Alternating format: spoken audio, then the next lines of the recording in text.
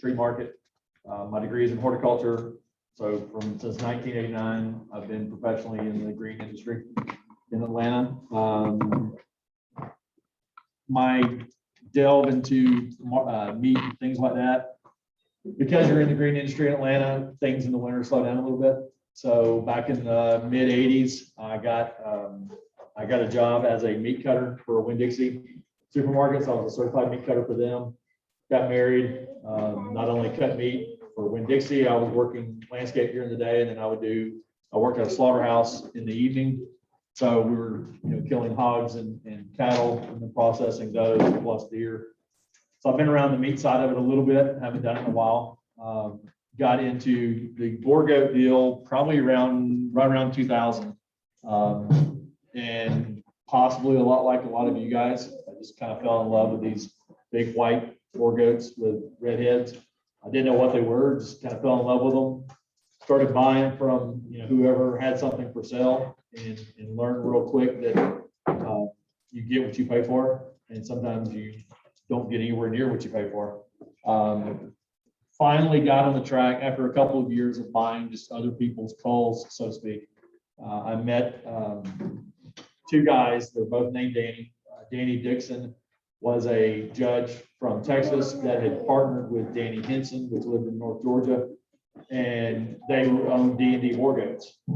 Danny was an international judge, really, really brilliant minded on livestock, not just goats, cattle, hogs, goats, and sheep, and taught me a lot about, when you're breeding, what the goals should be and how to get from where you're at now and where you want to be. And that's helped a lot. I learned a lot from him. He unfortunately passed away with a heart attack not too many years after we met.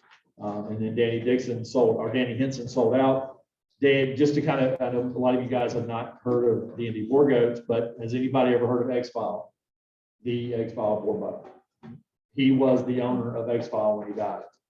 He bought X-File for $45,000 from Stan Venz's sale, and they were transporting him to Talpa, Texas, to Don Smith's site, which was the partner in X-File, and he died of heat stroke a few miles from the ranch. They rushed him to Texas A&M, got DNA off of him, and cloned him a short time later. So when I'm talking about these guys, that kind of gives you an idea of the level of expertise they're at. So I guess it's like a lot of other things. I was fortunate enough to hang around and learn from people that had a whole lot more money than me and had a lot more knowledge than I did about goats and breeding. I've been around livestock all my life, probably not nearly as much as you guys being out here. We had more of a hobby farm when I was a kid, got going later. And once I got into the boar goats, we do have a somewhat for-profit farm now. We raise cattle, goats. We did have Dorper sheep, we've still got a few left, and we have meat rabbits. So all of my livestock that I raise are all meat related: meat rabbits, meat sheep, meat goats, beef cattle. So I'm fairly comfortable evaluating, and I think a lot of what we do, you'll see a crossover from any of those species. We're kind of looking for the same thing. Now you put me on anything dairy, and I'm completely lost.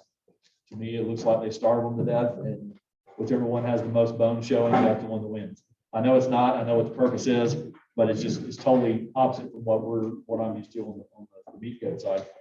So before I get going, and I was going to put a PowerPoint together, and instead I just did a little bit different. I would like to kind of get either, I don't want to necessarily take the time to go around the room, but at least a show of hands. Who is raising meat goats just for producing meat kids on the ground? So a few. Who's raising boar, or who's raising anything besides boar goat? What other brand? What species? Kiko. Okay. And you're raising for meat. Anybody raising boars for show or breeding?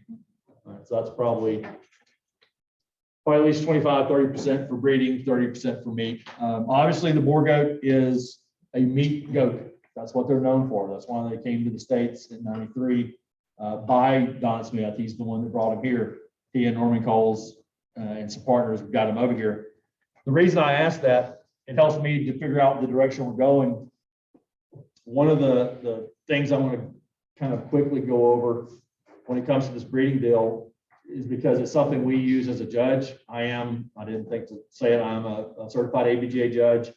I've been judging since 2007. I've judged 2 different national shows, shown at nationals. We have, in 2007, my wife and I had the overall reserve national champion doe in Duncan, Oklahoma.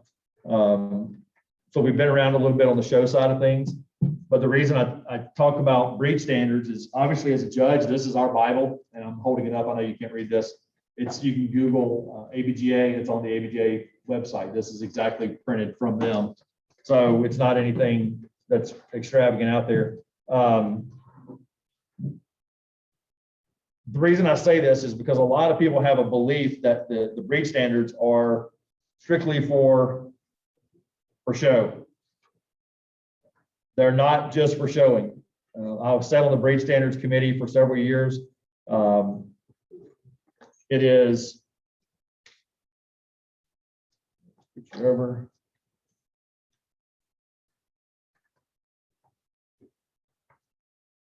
A couple of these over real quick. And that's why I like doing it this way instead of doing it with the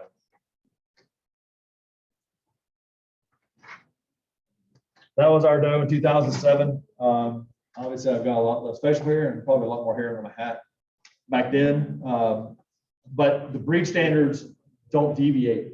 They should be everybody in here's guideline, whether you're raising show goats for breeding or whether you're raising meat goats. This is not just for the show ring, and I'll kind of go down and hit some pictures. I want to go through this fairly quickly, and hopefully you can see why don't we talk about this being from the meat goat side or the show side. It all comes together in these breed standards because they all have a purpose, and the purpose is not just how the animal's going to do the show ring, it's how the animal should be in the field. For the most part, there's 1 or 2 little things that are more for looks. When we talk about the body, the first thing on the board group deal on the breed standards is talking about the body. The females, we want to see depth of body. There's a pointer or not. This is either the foreflank, heart girth, whatever you want to call this area. Why is this area right here so important to have some depth right here? What's critical right here? Exactly. You've got some, obviously all your critical organs are right here. Then we talked about the rear flank. We talked about the, we call it the feminine wedge. We want to see some depth of body back there. Why is that critical to see back there? What's back there? Does it work? Yeah, right here, press that red button. So what's back here? The dollar sign. Exactly. That's where the babies are at. And you're starting to see when we talk about breeding style goats compared to market style goats. Market style goats don't have anywhere near this depth of body. They have a completely different purpose. It's completely different what we're after. So that's what we're talking about on the bucks. Same thing kind of goes for the bucks too. Same deal. You don't get depth of body in the heart girth or in the rear flank just from the female side. It takes both sides to get that. So that's what we're talking about there. Somebody asked me one time, they said, you know, in layman's terms, without reading these 3, 4, 5 pages, what are you looking for in a boar goat? And I've said this at probably almost every show that I judge. We want to make them long, deep, and wide. And that sounds super simple, but that's basically in a nutshell what we're trying to do. Because if we get good length of body, and this guy's not the longest body, if we get good length of body without breaking the top line, if we get good depth, we got the big heart girth, we got lots of capacity in the front chest, we get big barrel to be able to carry all the organs, we get that big wedge back here to show some depth on those females, and then we want them wide.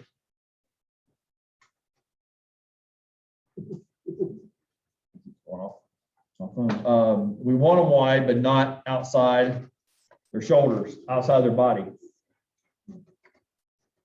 Width is the one thing that I think most people misunderstand, is because they say, well, if he wants them wide, then if a foot is wide, then 3 feet must be wider.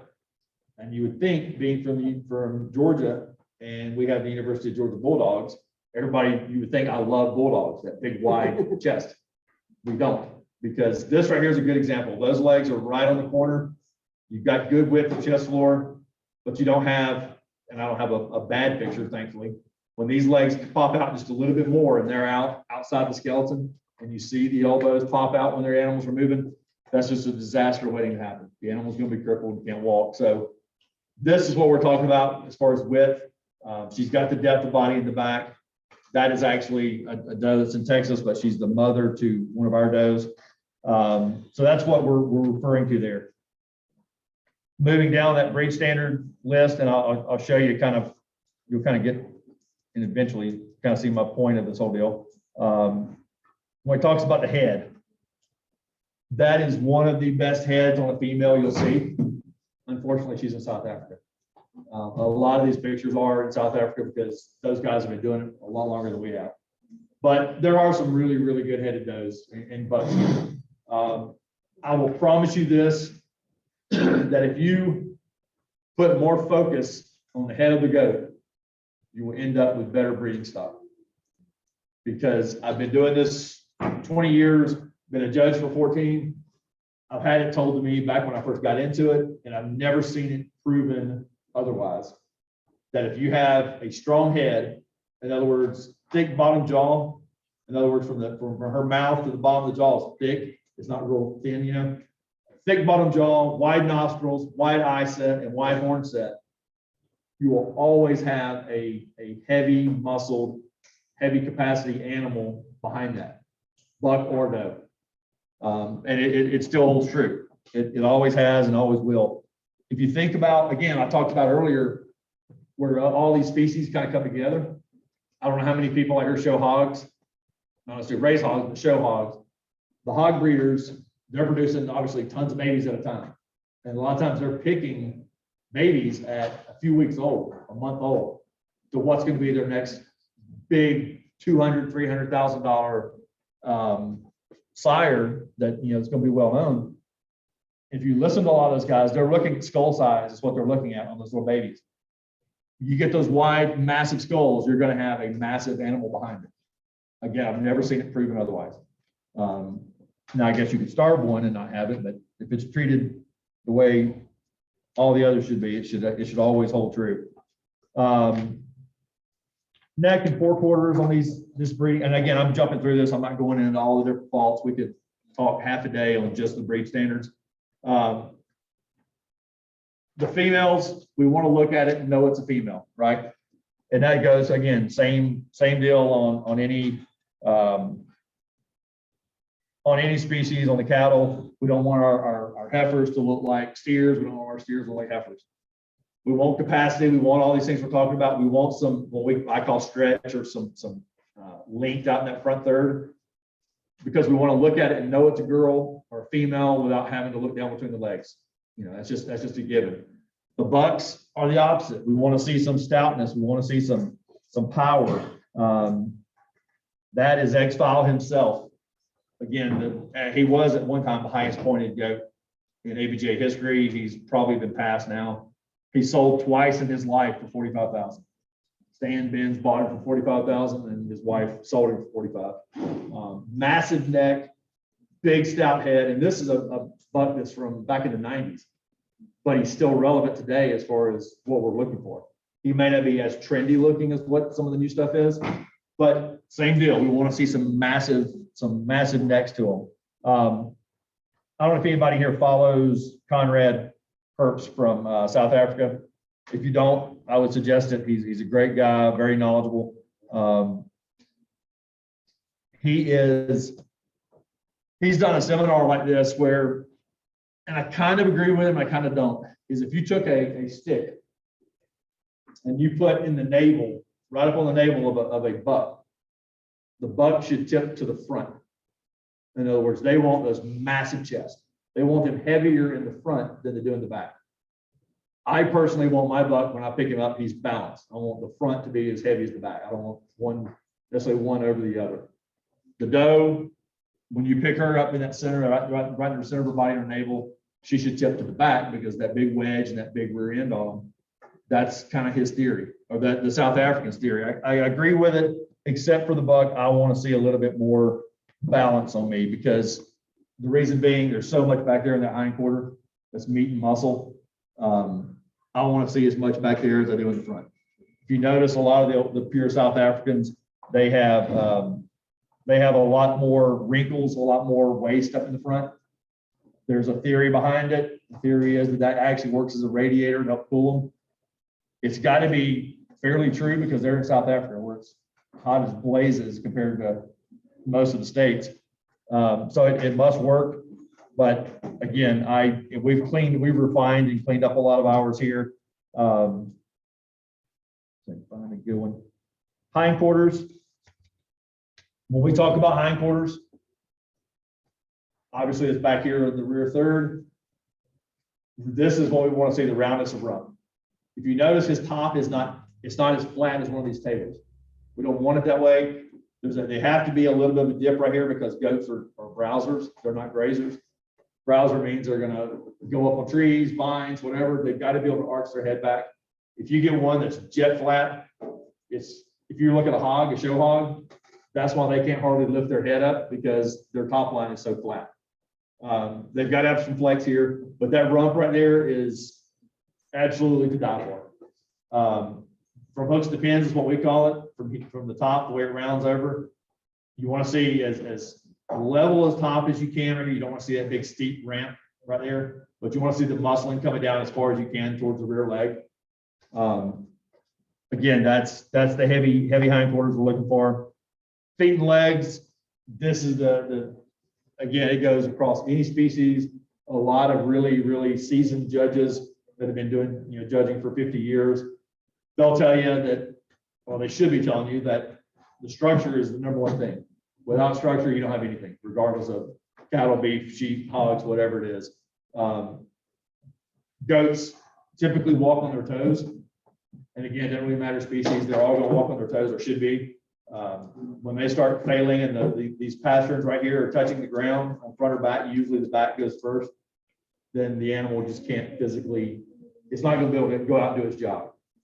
And I think that's one of the things we forget as breeders. It's easy to make a goat that has all sorts of faults still look good by having it in a 10 by 10 pen and feeding it feed. It doesn't have to walk, it doesn't have to travel. All it has to do is eat, scoop feed up out of the feeder, and it's going to look good. But we have to remember what they're bred for, and what the true purpose of them is to be out browsing and grazing and making us money. And to do that, they've got to have good feed. There's no way around it. Some judges put more emphasis on this in the ring. To me, it's one of the first things I'll look at. If they can't walk, they're going to move to the back of the line, or they're going to be excused. So that's something that's hugely important. Skin and coverings, same deal. We just talked about, if I put up a picture of, I don't know if I have one, of a real true South African buck. This one right here. This buck right here just sold last week in South Africa for their world record selling. It was, I want to say 53,000 rand, which is like 35,000 for us. And that's massive money in South Africa. That's huge. To us, it's a lot of money, but they've sold for more here. But this buck's probably only a yearling, mid-yearling. You see the wrinkles up here. You see a lot more wrinkles on that front than you do on the bucks of today in the States. There's lots of pros and cons to it. Some people are animate. They like the old South African breeding, the old style.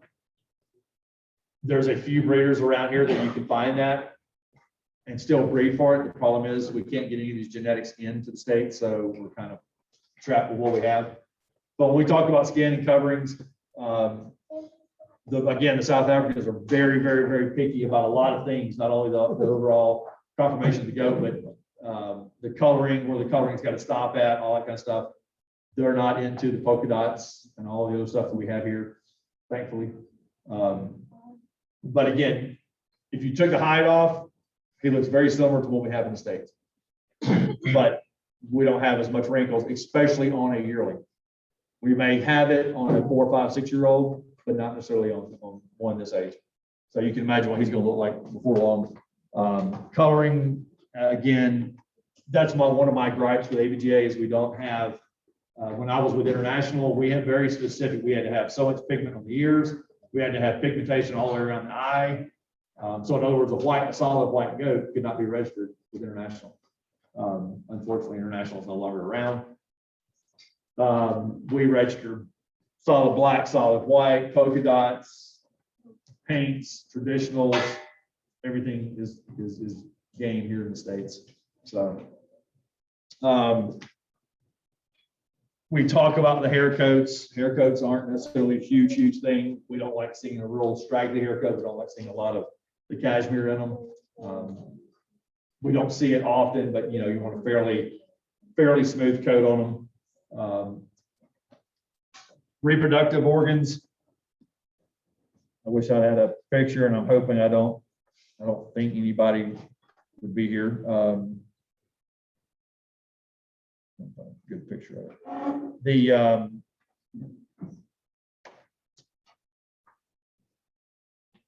reproductive organs on bucks. We want, and something else ABGA doesn't do that I think we should, and that is put some emphasis on scrotum size. If anybody here raises cattle, we don't have EPDs on goats. I'm kind of torn on how you can even do it since they produce multiple babies from singles to triplets, quads, and quints. But I know one thing on bulls is they measure scrotum circumference based on fertility. Why do we reinvent the wheel when the cattle people have been doing this a lot longer than we have in the States? There's got to be something to it. So as judges, the only thing we're really looking at is if there's a split in the bottom. We allow a 1-inch split. There's arguments to both sides of it. I've heard both sides of it. I don't know which one is true. Some people feel like a split helps cool both sides of it so that it'll help produce sperm better. Some people will feel like it should be completely solid. I do know that South Africa is in the process of changing their standard.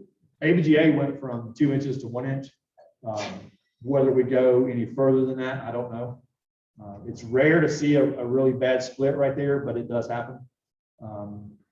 One of the theories I've heard of why we don't want to split is parts of the country where bucks are out browsing and they get briars or cockleburs or whatever else in there. I can just sympathize with them and know how bad that would feel. So that's definitely a good argument that I can say, okay, that's a good, I go along with that. One thing we have an ABGA judges page that's private that only we see. And a lot of us bring stuff back and ask questions and stuff like that. I didn't use him, I didn't kick him out. I just didn't use him for a higher placement. And needless to say, the guy was not happy. So I found out he was a lawyer. It made sense. But his was hanging, the scrotum was hanging down here. As a rule of thumb, even though his hocks are not very presentable, we don't want them below the hocks. Now, it was summer. It was a couple months ago in a northwestern state. I won't say which one. And his argument was, and he won his class, but instead of moving on, I used a buck up in front of him that was a little bit younger, that was comparably in quality all the way around, but his scrotum was in better condition. And when I explained that to the guy, he said, well, it was summer, the heat, a lot of times in the heat, they'll sag further down. And I kind of leaned up and looked at the buck ahead of him. I said, well, that buck's in the same ring in the same day, so shouldn't it affect him the same way it does yours? And of course, when you try to convince a lawyer that you're right, it doesn't go very well. So, but that's not something, again, I think we should put precedence on that.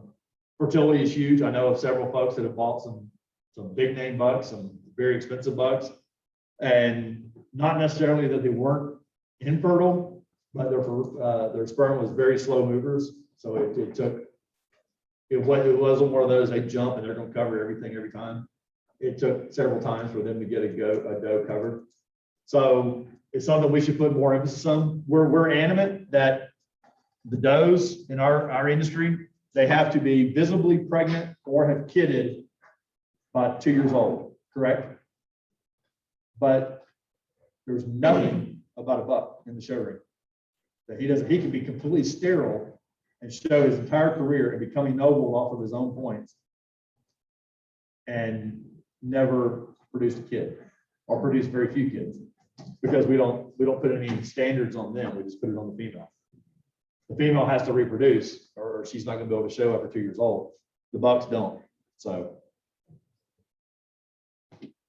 I think it's something that we definitely need to do better of. On the does, I don't. It's on the ABGA site. I'll tell you what I can do, which is the reason I like a phone.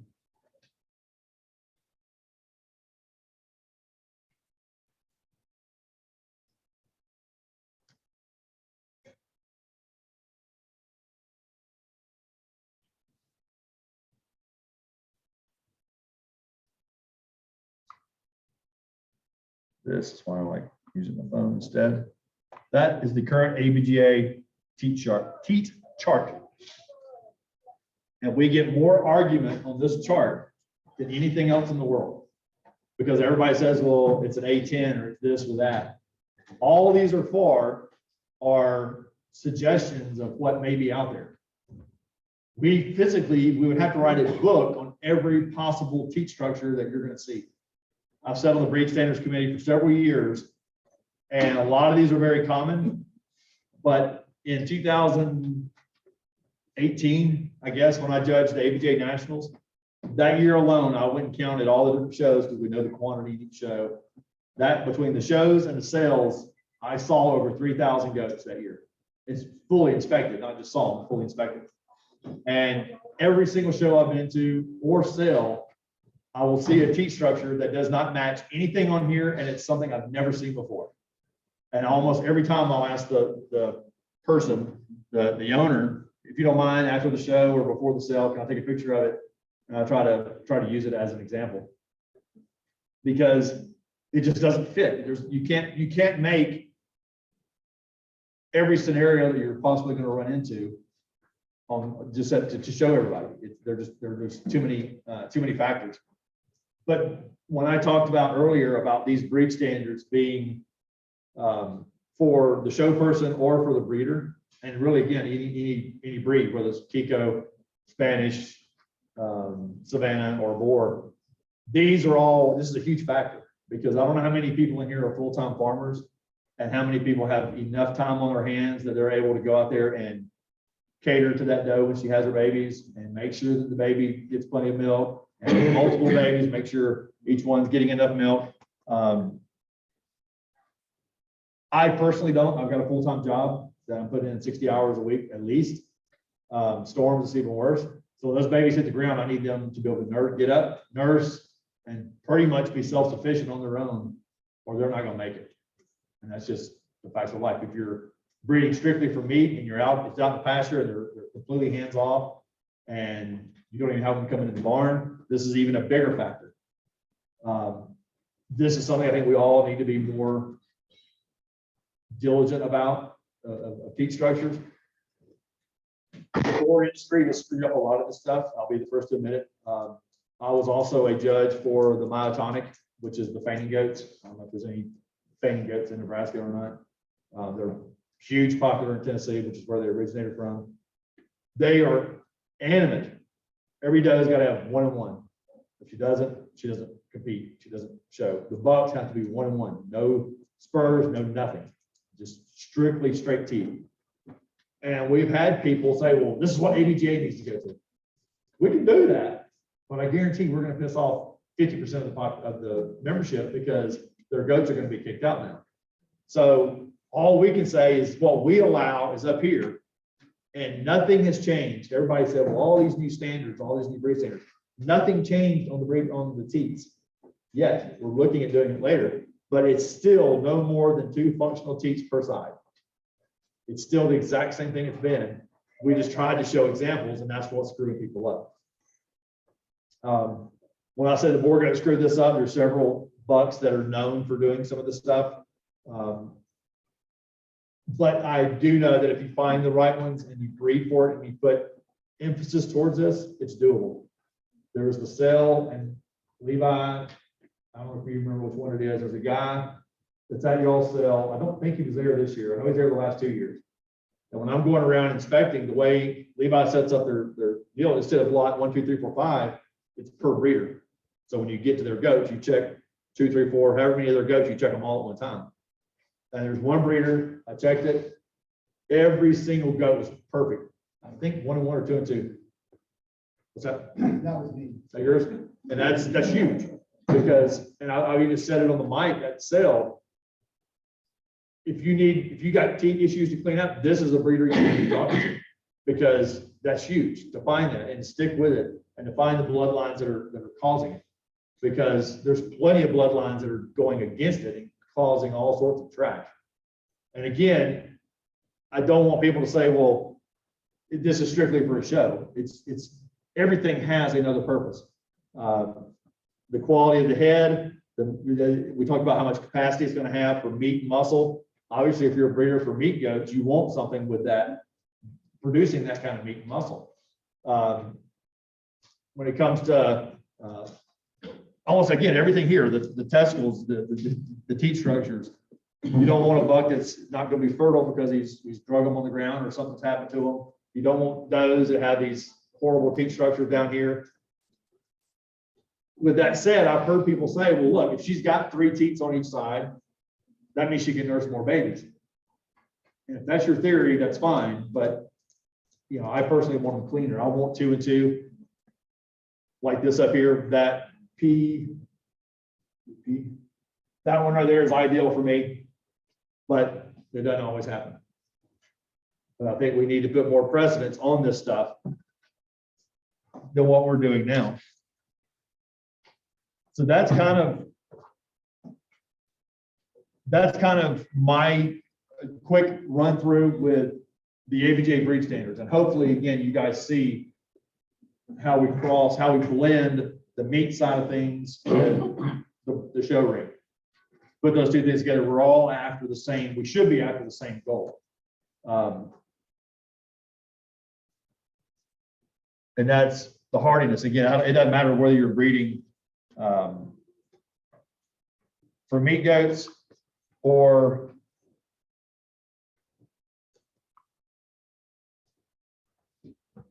for show ring or whatever. I don't know what the longevity is of goats out here in Georgia. This right here is, oh, this is so true. They come into the world looking for a place to die. We have, if you look at South Africa climate, Georgia's the most backwards, other end of the spectrum as you can get, completely. We have high humidity, heavy rain loads, everything is green. We have very high parasite loads. So we're horrible on feed, we're horrible on parasites, and it is a maintenance nightmare to keep a boar goat alive in the Southeast. And that's not just, there's a guy, Chris Luton, I don't know if anybody follows him or not, he's a friend of mine.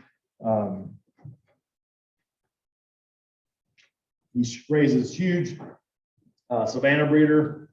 He's now getting into reds. He's actually producing what will be, I forgot what the exact title is going to be. He's basically making a Kalahari red in the States. And it's not a secret how he's doing it. You can talk to him. He's basically bought all these red bucks and all these red does from other breeders across the country. I've got some friends that have sold to him. And he told them straight up, I'm going to put them out on pasture and the fittest are going to survive. So there's a good chance your goat's going to be dead in 6 months. And if you're willing to sell it to me, then okay. But the ones that survive are going to be some really, really good, solid red, hardy goats. And that's basically what he's trying to do. He's trying to produce hardiness versus color or looks or whatever else. And we were talking about it because he's got a satellite ranch in Texas. He does have a satellite ranch in South Georgia. He's got his in Indiana. And he admitted with all the thousands of head of goats he's raising, He said, we have not found the perfect goat for the Southeast because we haven't figured out what the cross is. I personally am a believer that the Kiko is the best cross because you get the hardiness of the Kiko, and then some meatiness of the Boer goat. This is a that's an older picture.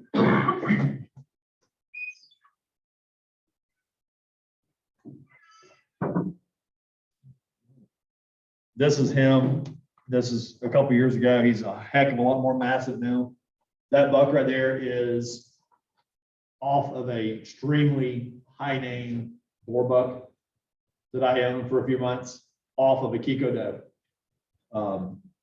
He is one of them. That was his mom. That was him as a baby.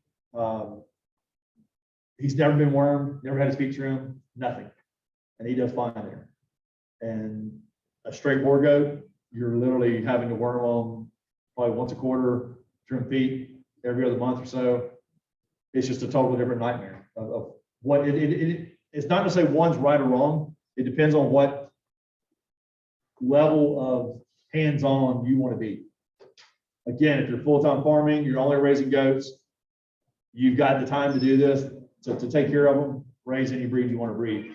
If you're like me and you know, if you're in it for the money to produce meat goats, that means the least amount of input to get the most output of it.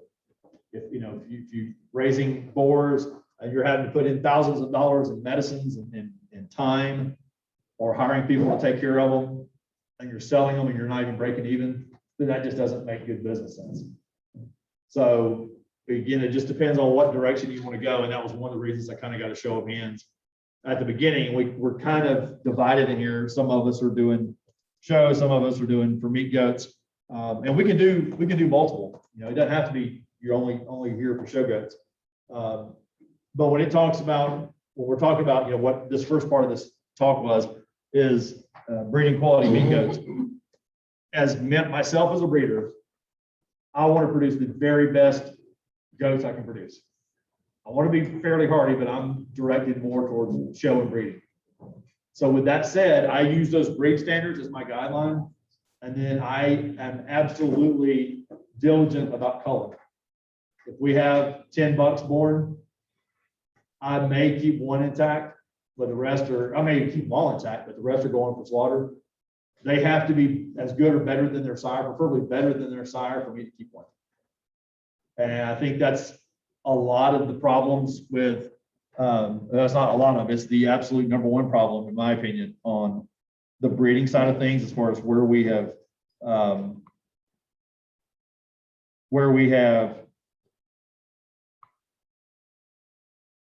weakened the breed, and that is focusing on color. And unfortunately, I don't have a polka dot on here. So many people are focused on color of goats and not quality of goats. And I think that's something we have to get out of our head. And we have to get out of our head that this goat has got this bloodline and it's got 5 ennoblements. It must be that good. And little Johnny loves it. We're going to keep it intact.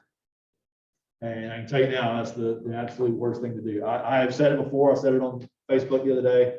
Some people may hate me for it. I personally feel like ABGA should send out those little green bands for free to every breeder that registers.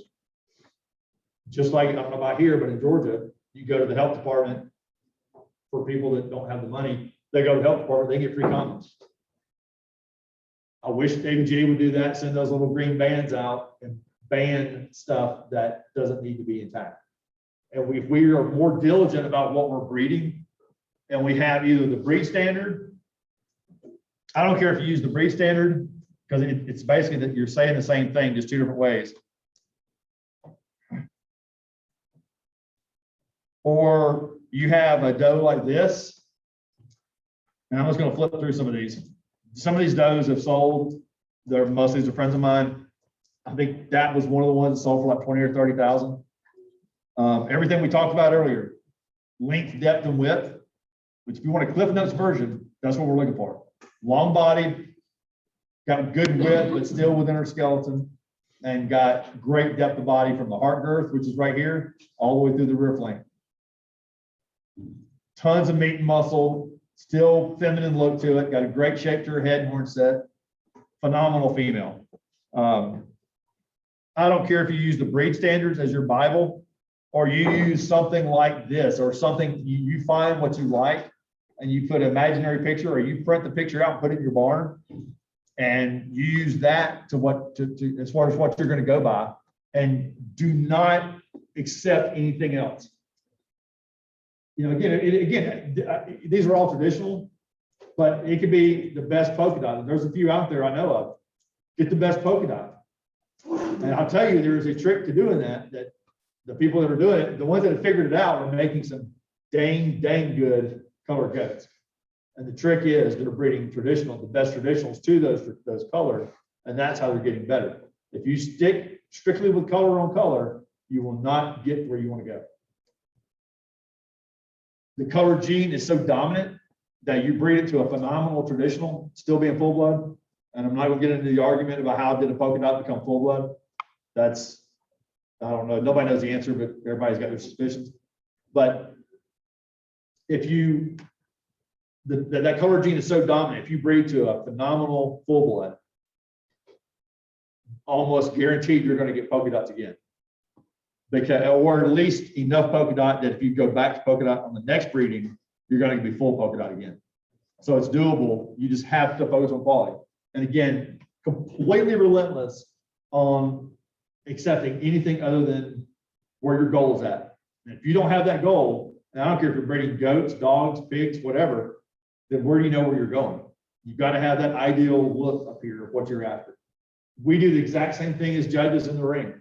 We have an ideal breed standard we're looking for. The goat that wins this class is the one that at that moment came the most closest to that breed standard, to that look, to that ideal look. The one in second was the second closest to that look. That's basically what we're doing. We have an ideal buck and an ideal doe. That's kind of the look we're after. Then it becomes, we're using breed standards for cold issues. And there is personal preference that comes in. There's no way around it. You know, I've got a certain look that I like. Other judges may put more precedence somewhere else. I put more precedence on structure and meat and muscle. Some put it on hair. It is what it is. This buck right here, one of the reasons I use him, obviously, he was a good buck. At the time that I judged him a few years ago, he was the absolute best buck that I've ever judged at that age. This guy was only a junior. He was not even into the yearling class. He's like a 9 to 12, I think there. But phenomenal. Again, checked every single box we're after. And again, I don't care whether you put this on a list in your barn and does this animal have this, so you don't forget it, or you have that picture up there and you look at it and say, how close does this buck or this doe look to what we're after? I don't care what you do is what you use, but you've got to have that, you've got to draw that line in the sand and be unforgiving about it. I don't care if it comes out and that goat's got 12 ennoblements on its pedigree, or it's got the cool black and gray spots that not many people have. If it's not where you need to be, send it down the road, put it between two pieces of burrito or taco, and that's how we improve the industry. When we focus on color alone and we focus on pedigrees, that's when we're going backwards. There's no way around. With that said, there's phenotype and genotype. Phenotype is what we're looking at here, the physical traits of the animal. The genotype is the genetics, basically, the paper side of it. If you want to, and again, some of those old guys that got me in this a long time ago told me about it. And the cool thing is, I don't know if y'all are seeing it, I'm seeing a return to some of the old breeds coming back. I just bought some embryos from Pipeline the other day. And for those of anybody that knows Ewing Downing, he was one of the original judges, one of the original members of ABGA, part of the ones that bring them over, bought some of the original boar goats. He had the very first clone boar goat. They are back in business and they're back breeding boar goats now and just had a sale recently. So a lot of cool things are going on now. A lot of those genetics are coming back, which is really, really good. But again, I think we've got to put that focus back there, and be unrelenting on what we're willing to pick up. What I was going to say is one of those judges that told me, he said, to stay in the middle of the road, you got to stay kind of to the left and to the right. This is an example, and hopefully it's not anybody's goat. If it is, I'm not trying to pick on them. We talked about width earlier. You don't see a lot of width here, right? You don't see a lot of depth of body. The one thing you unfortunately see is those things right there are still attached to them, because they should have been detached a long time ago. But again, these are just different pictures out there of some of the, that's one of the best bucks of Roger McSwain's he ever produced. Phenomenal look to him. Very clean up here. You don't see the wrinkles. That's just the way the US has done it. Very, very typical of color genetics. There are some great ones out there, but you see a decent front, but you see very little meat and muscle back here. If I'm blocking anybody, I apologize. I'll put it to a cord.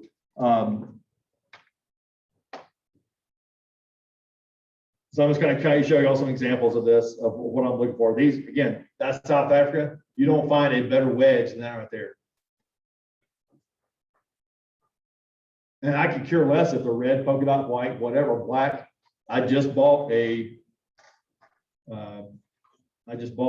idiot right here. Why, I don't know.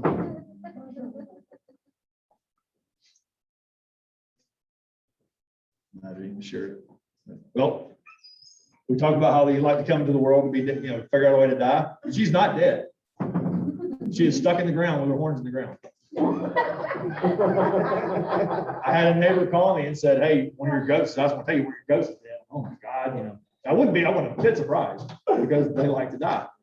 And I said, "Are you sure?" He's like, I said, "You're sure she's not just sleeping?"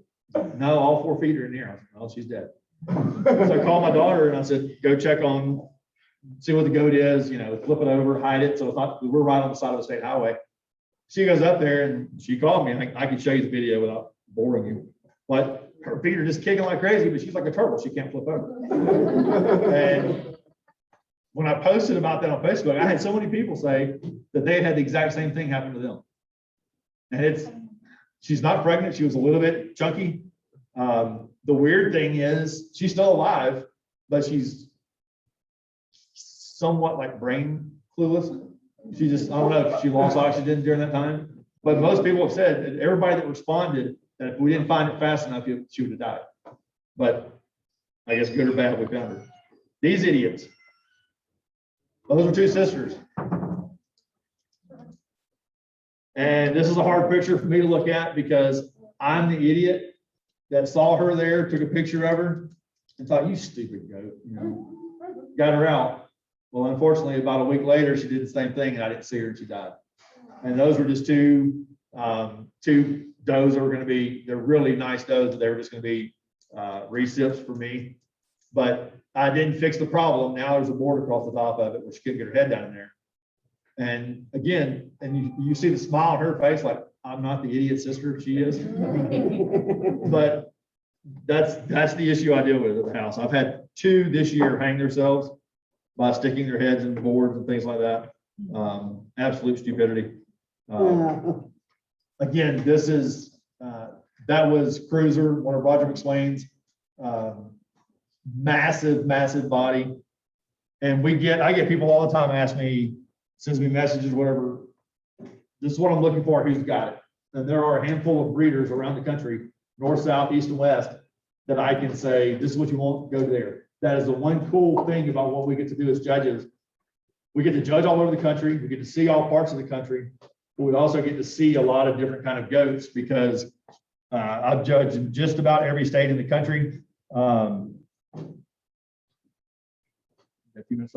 I've judged in just about every state. And when you go there and you see, I don't know who they may be, they're showing and they're just dominating every class, and they've got a really cool type and kind of goat. then, you know, maybe come out in a year or two and they're winning again. You start to figure out, well, that's a good breeder in Washington.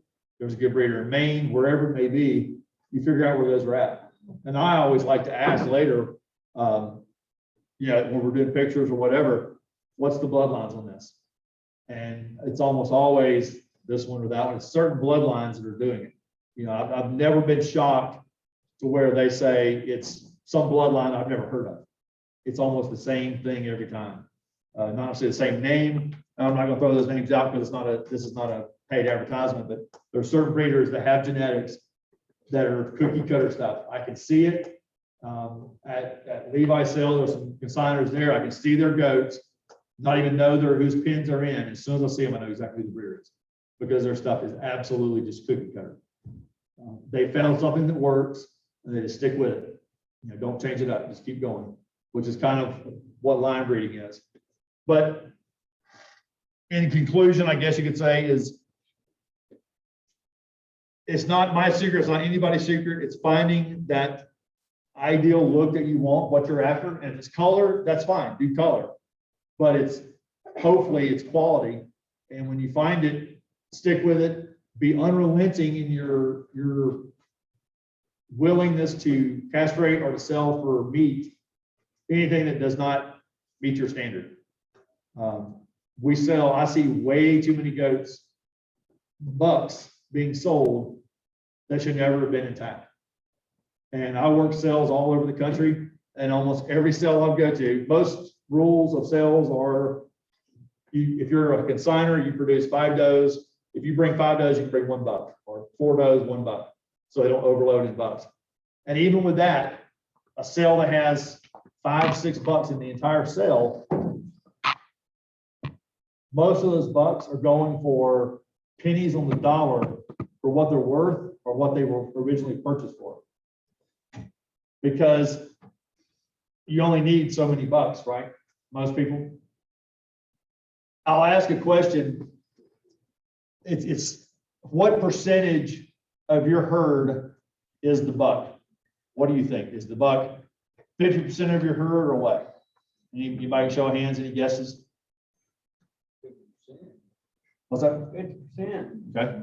Anybody got any different opinion? It's not necessarily right or wrong. I'll give you my opinion. Anybody else? Okay. That's a very typical one. It's 3/4, 75. My opinion is he's 100% of your herd. Because if you think about it, if you've got 20 does, which at least in our part of the country, 20 to 30 is average. You guys out here may have more acreage and run more numbers. But if you've got 20 does and you breed that 1 buck to those 20 does, every kid that hits the ground from each one of those does has got her traits in it, her DNA. But every kid that hits the ground has got his traits on him. So either he's going to take you forward or he's going to take you back like that, because he is going to affect every single one of those females, where her traits, her good and her bad, are going to come out in each of her kids, whether it's a single or a twin or a triplet or whatever. But every kid has got his traits. And that's the part where I think if we put the emphasis on the buck that we're using and put more priority on how good he is, then I think we're going to improve our overall kid crop. And again, I work a lot of sales, and a lot of times I'll tell people, if the buck fixing to sell right here for 1,500, that should be 5,000, is better than or is not as good as what you have at home, that's fine, don't buy it. But if he's better than what you've got at home, sell what you have at home, buy him, and take a step forward in your breeding program. And if you really want to take a jump, I personally, I'm not going to spend $20,000, $30,000, $40,000 on the buck, but there's some dang good bucks out there that are worth it and have sold for it.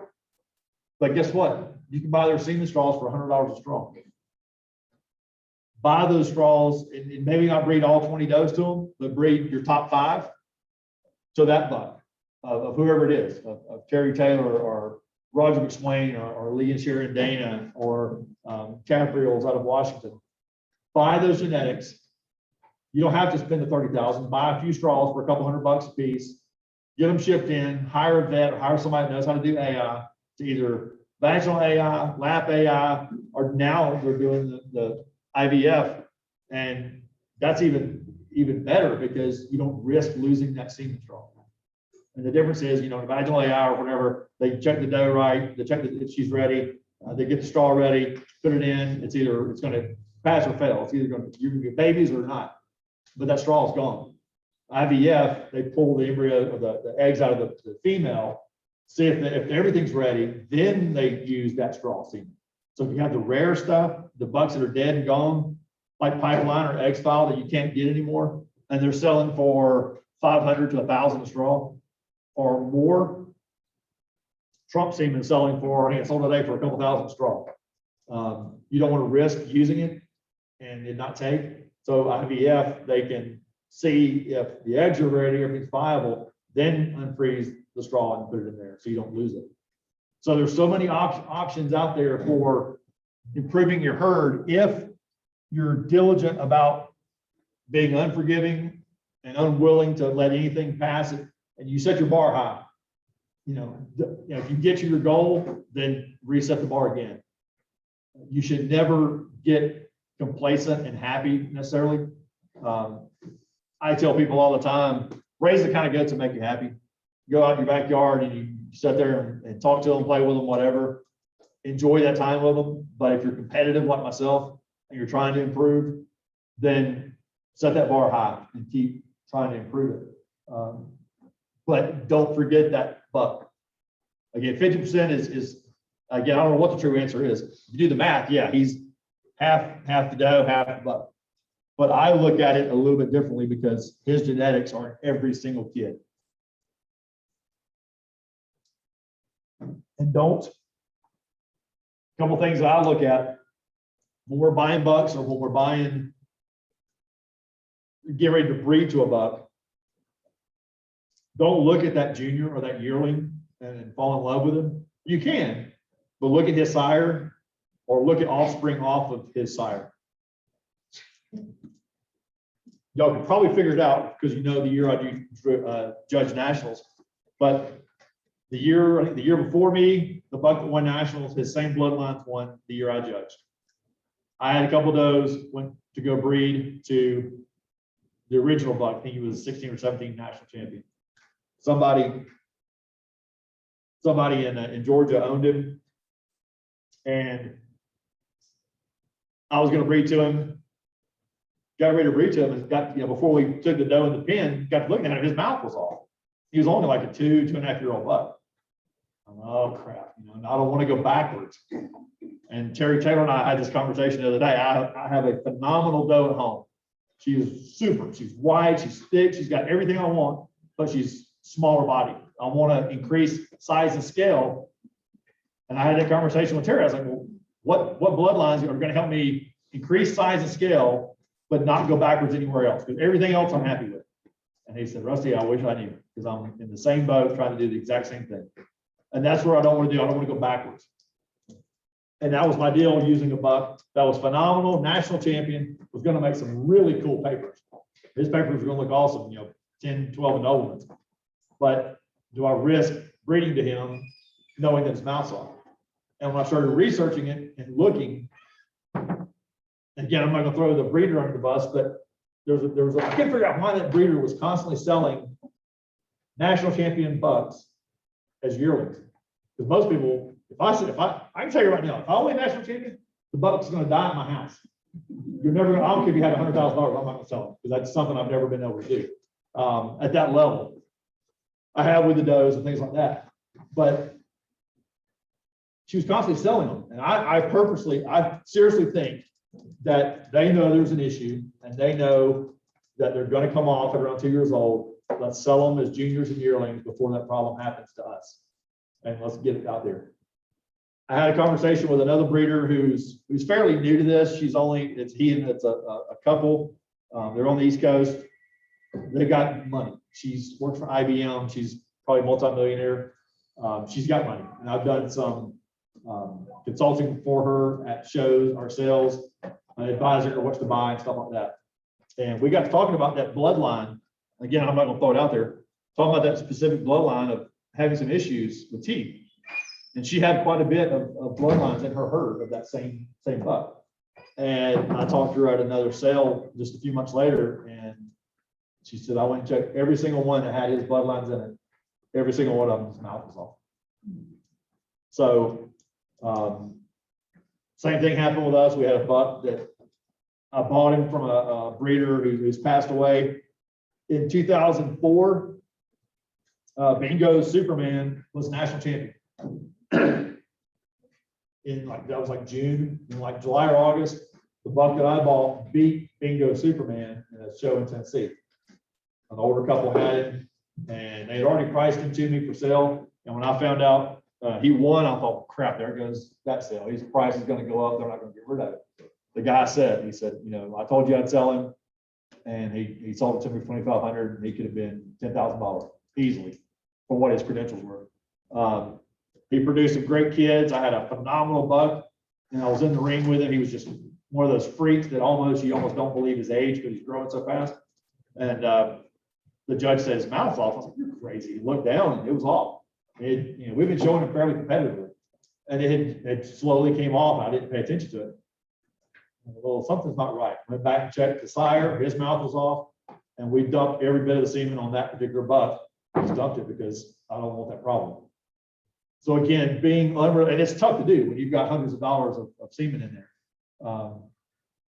But being relenting in what your goal is, that's the number one priority. Use those breed standards as your guideline. Get one of these pictures, whatever look you want, stick with it, and just plow forward for that goal. Anybody got any questions? I know I could have answered everything. You'll be back up again, so they can think about it and Get right on. let's give him a hand.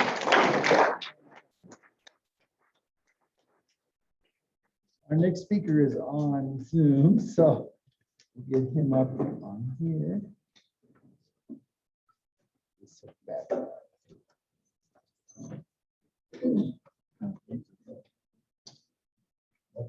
I was wondering why it's still on, it beats in the middle of it. Oh.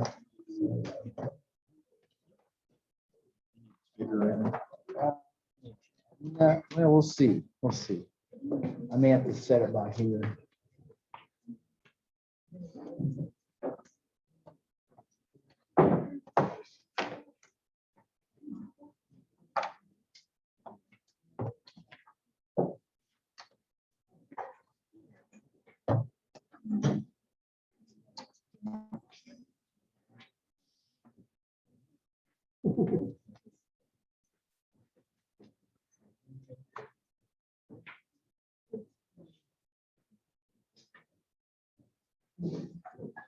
That's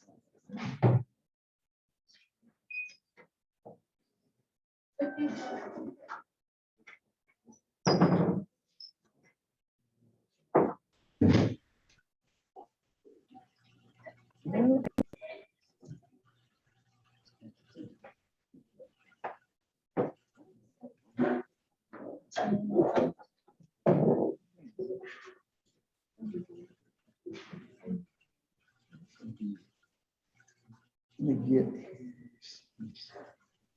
there. There we go. Okay. Can you hear me? Yes, I can hear you. Okay, so I'm gonna put, I don't know how we'll see if we can hear it. Let me get my-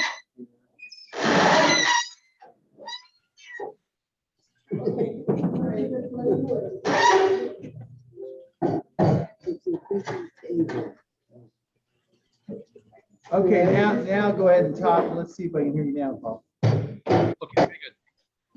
Good morning, everyone. Thanks for having me here today. Just a I'm second. not sure if you know a little bit about me, but I can you hear me, Randy?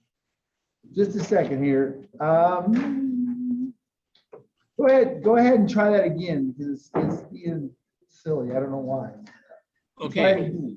how about now? Can you hear me now, Randy? Keep talking. Sorry, I'm just testing one. Oh, here. Just Testing, 1, 2. Test. Okay, can you hear me now, Randy? Yeah, go ahead and talk now, just a second, see if I got in the right spot. Okay, sure. I'll keep talking and see if you can actually hear me there. Yeah, we can hear you now. I think if I get this set right. This is kind of a big deal here, so just hang on with me. Okay. So, Paul, how do you pronounce your first Is it name? better? Now I'm having trouble with internet. Okay, so Bishwajit Paul. Okay. Bishop Paul. Okay, I think I got it. Okay, so we're going to introduce you here, and you're a processor of meat goats, right? Are you hearing me okay? Nope. That is correct, yes. Okay, okay. So our internet's a little I can slow. hear you very well, yes. Okay, so I'll go ahead and I'll let you start, and we'll go from there. You want to tell a little bit about your operation there in Minnesota? Okay, very good. So I am going to talk a little bit slower because it seems that your internet connection is a little bit slow. So perhaps, Uh-oh. can you hear me now? Yeah, keep going. Okay. All right, so I'll just talk, and then if you cannot hear me, you just raise your hand or something, and so I'll know to stop, and then I can start over again. Sounds good. Okay. Sounds good. So good morning, everyone. My name is Paul Biswajit, and I have a farm in Minnesota. And so basically, I started raising goats myself. In the farm we have in Minnesota, we have been raising a whole bunch of goats. I'm talking about hundreds and hundreds and thousands. And as a farmer, the perspective is a little bit different than as a processor. So I'm going to bring to you both perspective as a meat goat and the last. This is different. What I'm talking about now is basically we'll be discussing selling goats for meat purposes, just eating purposes. And so when I started raising these goats for myself, basically I was selling goats to my friends and families and people I know around me. And we have a lot of ethnic communities around here that consumes goat as meat. And I'm sure you probably know that. So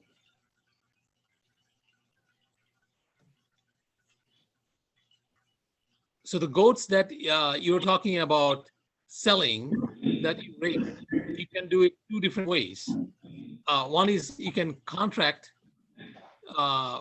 with a buyer, like for example myself, or there's some auctioneers that sell goats. I'm sure you know that, and you can always go to free market and advertise and do that way. The way I do it is I raise a lot of my goats myself, and then because of the demand, I always have to buy goats and from different farmers, perhaps in auctions and so on. And as a processor, which you would like to know today, is how do I do this? As a processor, our customers probably do not look at the goat, really pay attention to how they look and how they, they don't judge. They don't like a show quality goats or anything like that. So they just meat.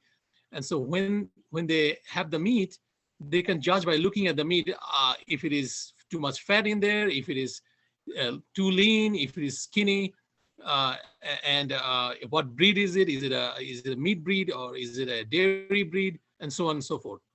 So when you are selling or I'm buying meat for my customers, basically we look at the age of the goat, the breed of the goat, right? And so, a goat is $3 a pound live weight, for example. And then, so on the rail, if it yields 50%, you would expect to get paid $6 per pound. So, so that's kind of the reference point. And I like to buy most of my goats on the rail because my customers pays me based on the meat weight, not necessarily what the live weight is, almost all the time. Randy, are we still in the same page? Can they hear me very well? Yes. Okay, and please interject if somebody has any questions during my talk, so that I can answer them as I go forward. So I'm just going to show you some pictures of the goats that we raise here, and I don't know, I'm not sure if you. So for example, this is a picture of the farm where we are raising goats, as you can see. So this is a breed that's, I'm sure you probably know this. This is a boar breed, right? It's a meat breed. Most of you probably raise these goats. And these are the one that produces the most amount of meat. It could be even 50%, 45 to 50% yield for those goats. However, if you look at this picture, can you see the picture, Sandy, pretty well? Yeah, we got the picture. Yeah. So as you can see, this picture, they don't look very good, compared to like the last picture, right? So, however, if you look at the breeds, they are kind of mixed. And so when you're raising those fancy purebred goats, sometimes you'll end up having some goats that are not so fancy and they don't look very good, or whatever reason, something happened. Or you could be raising them strictly for meat purposes as well. So it doesn't necessarily matter too much for our customers, but then the yield would be a little bit different, as you can see those different pictures that I have shown you from our operation.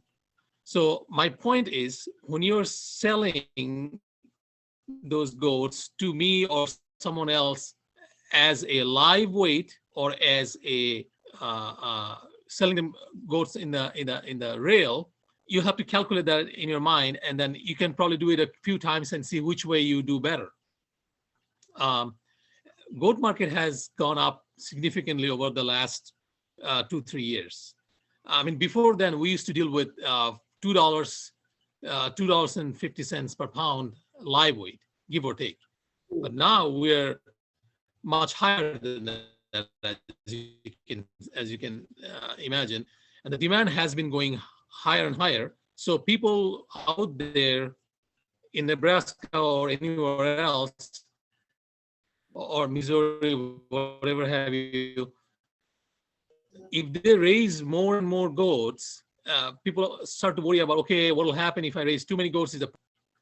I don't see that happening, to be honest. I don't see the demand of goat is going down, at least for any foreseeable future, because we have tremendous demand of goats, and even though we have international goats that are coming in, Australian, New Zealand goats, our goats are much more preferable to most of my customers that we raise here in the US. First of all, because they're fresh, and then we feed them a little bit more grain, perhaps, so they taste better. I don't know if it's true, but personally, I think it is. So when you're going down, because my customers would pay the goats that you raise any day over those Australian and New Zealand goats. That is a fact. And so I will leave it at there. And I have quite a few more points that I want to talk to you about. I want to make sure you actually can hear me. So if you could tell me if there is any specifics that you want to know about this selling or raising goats for meat purposes and selling purposes only. Anybody got questions? So you said you figure they dress 50%? Did you hear that, Paul? Did they dress 50%? Is that what you said? Okay, so I'm gonna go back to my pictures again. I just wanna answer these questions very clearly. Okay, so look at the first picture.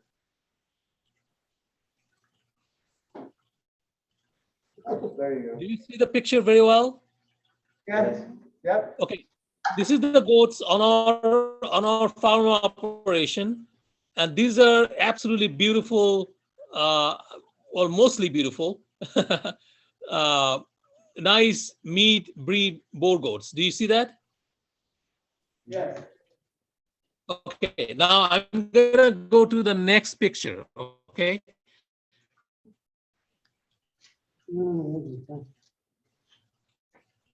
so over here you can see a little bit of a dairy breed mixed in it, and they don't look that great. You know, as far as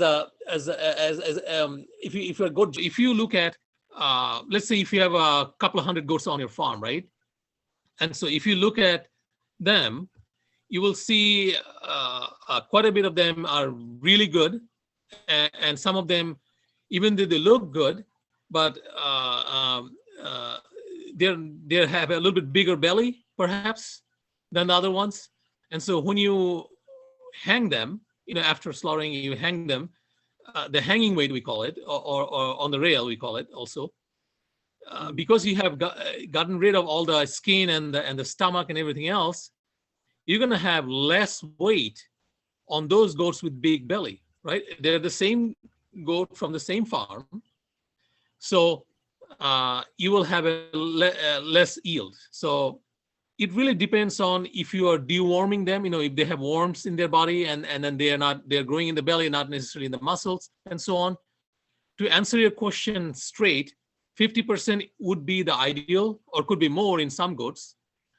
And the bigger the goat, sometimes is better the yield, because if you have a 60-pound goat that you're selling live, they have less likely to be, in most instances, less than 50%, sometimes 45%. But if you sell a goat that is a little bit bigger, for example, 80 pounds or 85 pounds, they tend to yield a little bit more. You know, it has been my experience. But I would say, I think you over there, folks are raising mostly meat goats. And for meat goats, I would expect to be at least, even though they are not doing well, they have worm, you know, we didn't deworm them very much, at least 45% to 50 or 51%, or, you know, give or take. So that's, I would answer that question. I know it's a long answer, but it's something to know, because if you're selling live weight, you would fare better, obviously, if your goats are not very good yielding. But then if you're selling on the rail, and if you know your goats are really good, you will do better that way. But it always, you know, have a risk of selling live, because you don't really know if people who are buying it know, hey, your goats don't look very good, they're gonna pay even less. So selling in the rail sometimes makes sense both ways. So for people who are buying it and people who are selling it. So that's how I would answer the question. Does that kind of helps there? So, anybody else have a question for us? So what is your prices right now that you're buying, or your carcass price is right now? Okay, so my operation, as you know, is a little bit different than what, for example, some bigger than me. I'm talking about, I'm just a few thousand, you know, goat, maybe 5, 10, 15,000. That's the number that I deal with. It's not very many goats. There's some operation, they do 40, 50, 100,000, right? So I'm an average processor, and I'm also a raiser. You know, I also raise goats. So my operation is a little bit different. So my customers have a year-long plan. We pay a certain amount of money. So right now, market is really high, as you know. You know, like for example, I'm just giving you an example. Let's say $6.90 or $6.80, or depends on the breed, $6.50 on the rail. Sometimes it's $7 plus minus. and it depends on who are bidding against you. And so let's say if I have a need for just 1,000 goat this time, and I only have 800 goats, right? So I need those extra 200 goats. I would pay more because I need them so badly that it's going to go way over $7 a pound. It may in some goats, which is not ideal because I'm not going to be able to sustain that. But I would pay that for that reason anyway for that time period. So to answer your question in a concise manner, right now the goat price could be somewhere between 650 to 750, give or take, on the rail right now. But then it depends on the breed and the quality. I have seen goats are being sold for on live weight $2.40, $2.30, and also $3 live weight and $3.20. Size matters a lot. The age matters a lot. So it's a long answer, but I think your audience should know this. The age and age matters. The size matters. And so a 60-pound goat will always, 60-pound, kid goats I'm talking about, not the old pygmy nanny goats. No, I'm not talking about those, but 60-pound kid goats is going to always give you a tremendous amount of money, just because it's smaller and more preferable to a certain ethnic group and so on. And it could go really, really high. The problem with that is you're selling the goats at 60 pounds, but then to get the goat from 60 pounds to 90 pounds may not cost as much to you. And then you're selling the 90-pound goats a little bit reduced price, but then end of the day, you make more money. Depends on your feed operation and so on. If you're pasturing, if you have buy feed, you raise, all kinds of stuff. The calculation changes as the corn price goes up and down, feed prices go up and down, or what you have for hay and all that stuff. So does that, it's a very big answer. My problem is whenever I want to answer something, I look at it as a processor perspective and also a farmer perspective, because I'm both. And so it's kind of a unique situation. Most of the time you'll see people who come to your farm and buy goats and then they sell it to someone else. And then it ends up coming to me anyway. So I'm the end game buyer. And then I actually process it and give it to my customer directly. So I'm dealing with direct processing, and then I'm also, doing all those things at the same time. But remember, I started pretty early, many, 20 some years ago, and I have been kind of through this whole process. So I have all this perspective. So I'm answering a little bit of more than what they're probably asking for. Is that correct, Randy? Yes. Anybody else have questions? So you, what weight do you prefer? Okay, so absolutely everybody would love to have 60 pounds, right? I mean, that is 60-pound live would be absolutely beautiful. 30-pound hanging weight, 60-pound live would be absolutely beautiful. The problem is the 60-pound goat may not yield 50%, right? And they're okay with the customers are okay with that because they don't care if it's a 28 pounds because it tastes good. The problem is it affects us because if it's not yielding 50%, then you're not happy and I'm not happy, and so on. I change my strategy. So what I tell my customers, look, I know my goats. These are my goats. We raise them. Sometimes whenever I get from friends and families, neighbors, or even some suppliers, that actually some of the suppliers will actually go to you, whether you're in Missouri or Nebraska or Arkansas or Oklahoma, Texas, no matter where your goats are, it's coming to me, regardless of how you look at it. It's coming to me. I'm the guy who is getting these goats from all over the place, if needed. All right, if needed. And I'm going to be using them for my customers. My customers cannot not have goats. They have to have goats, bottom line. It doesn't matter what you do and what I do, they have to have goats. So I am the one ultimately responsible to produce that. So what I tell my customers, look, is yes, I understand 60 pound is the top of the game, all this funny stuff, but I'm not going to get that. And in my operations are not going to sustain if I always stick with 60. So I tell them, hey, it's going to be between 60 and 100 pounds, give or take, all right, 60 and 100 pounds. And they're going to be all kid goats. They'll be good meat. If there's going to be fat on there, which sometimes, as you know, as you feed them Well, if you pasture them, it's fine. I mean, I don't know where your farmers are located. I mean, if there are a lot of pastures or a lot of hay, it's fine. They don't get as much fat on them. But if you're feeding a lot of this, I don't know what they use, the all American or big gain. I don't know what companies you use for your feed, or you raise your own feed. When you feed them this corn and all this stuff, they get more fat in them, right? And so because you want to grow them faster or whatever have you, and then they get too much fat in there, and then my customers don't like it, so I have to trim the fat off. So between 60 and 100 pound would be ideal, as long as they're not too fat, right? But if they're fatty at 100 pound, then we get, things gets a little bit tricky for us. But to answer your question, I can say I can take goats anywhere between 50 pound to 110 pound. I mean, I'm only. But remember, kid goats is just the one type of goats. And I deal with every single goat that walks on the planet. All right. So kid goats is just one side of the story, right? Now we have nannies. When I was raising 500 goats, a lot of the goats, most of the goats are billies, obviously, but you will have nannies in a big operation, in any operation you do. When you're raising thousands and thousands of goats, which some of my operations that I'm involved in, we are actually raising thousands of goats, right? And so when you do that, you have old, some of them nannies that are 2-year-old, some of them nannies that are 5-year-old. I buy those too. And if you're talking about sizes of those, then we're talking about different territory. But I'm actually maybe I'll answer this. I don't know how much time I have, but I will answer this question. So just think about this. Between 55 pound and 110 pound, I can take.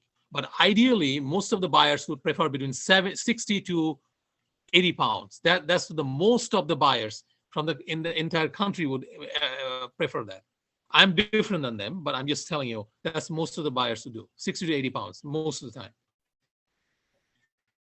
or maybe 90 pounds. It probably be okay. 60 to 85 pounds would be okay. That's the majority of the average buyers would buy it from you. But we're talking about different. Those probably doesn't matter as much. They can be 150 pound live, 200 pound live, 250 pound live. People who still would buy them because the demand has went up so much. And then this Australian goat has been coming not as much anymore. They have all these droughts and the pandemic and everything else. So no matter what you have, as long as it walks on the planet, they make money, believe it or not, nowadays. I'm not sure if it's going to sustain that, but right now that's what's happening.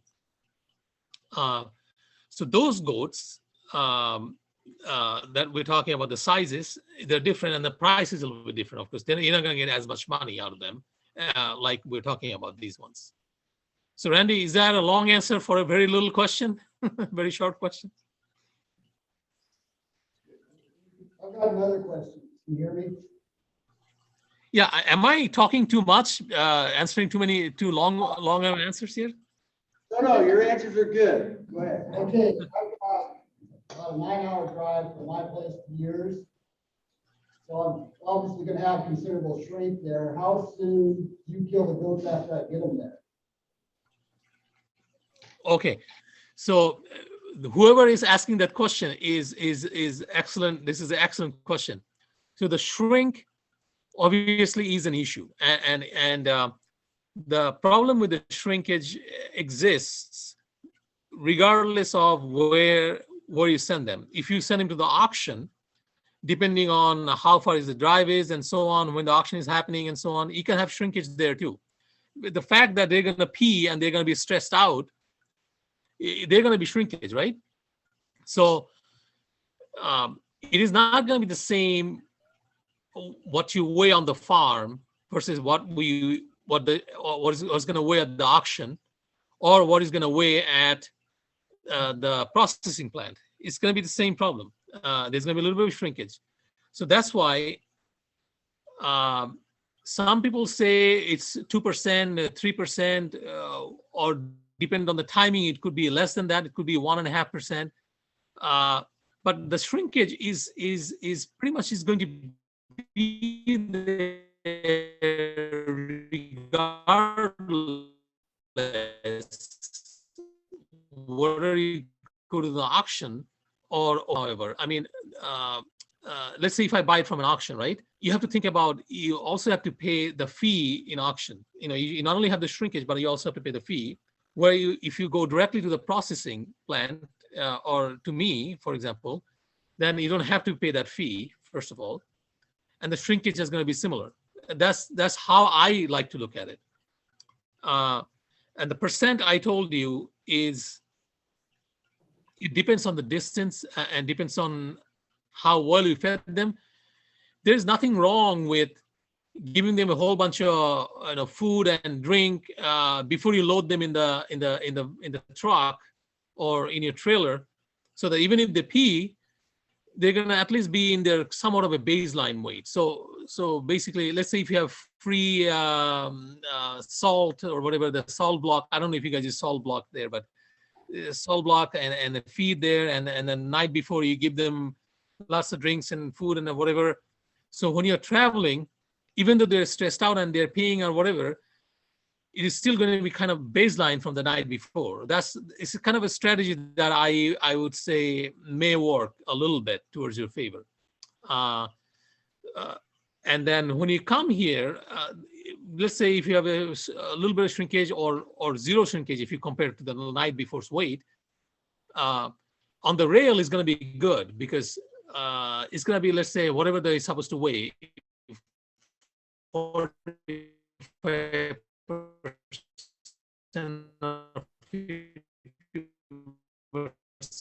yield depends on your breed or your quality of breed, or I mean, that's a very big answer again, but because I know the details of this operation, I wanted to kind of give your farmers kind of the details of how it really works. So I have a producer that actually sold to him this year. And he said he weighed before he left. And when he got there, and it was very, very strong.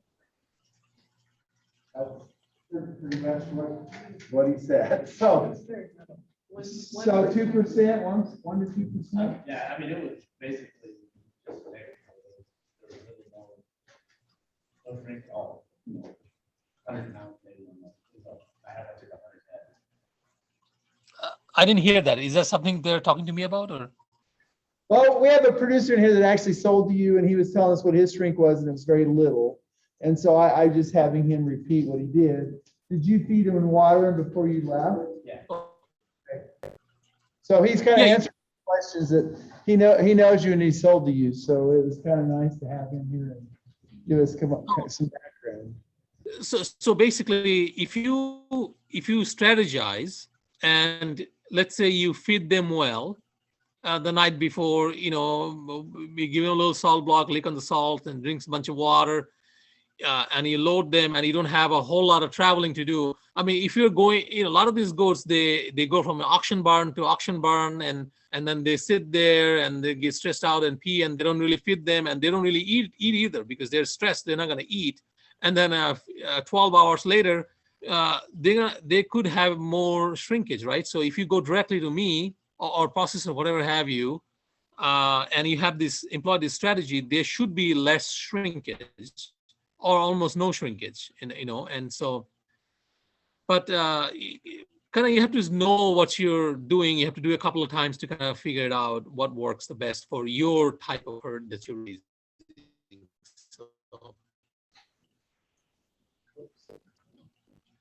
Any other questions? I might have a gentleman just talk a little bit. I got citizens. one more. Security and ease of delivery to your location. say that again.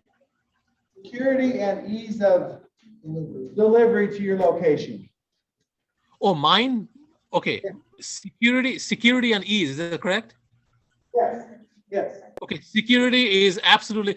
So the thing is, we also have a farm operation right next to that processing plant. And our processing plant is in a rural Minnesota, which is absolutely the best secure place you can imagine.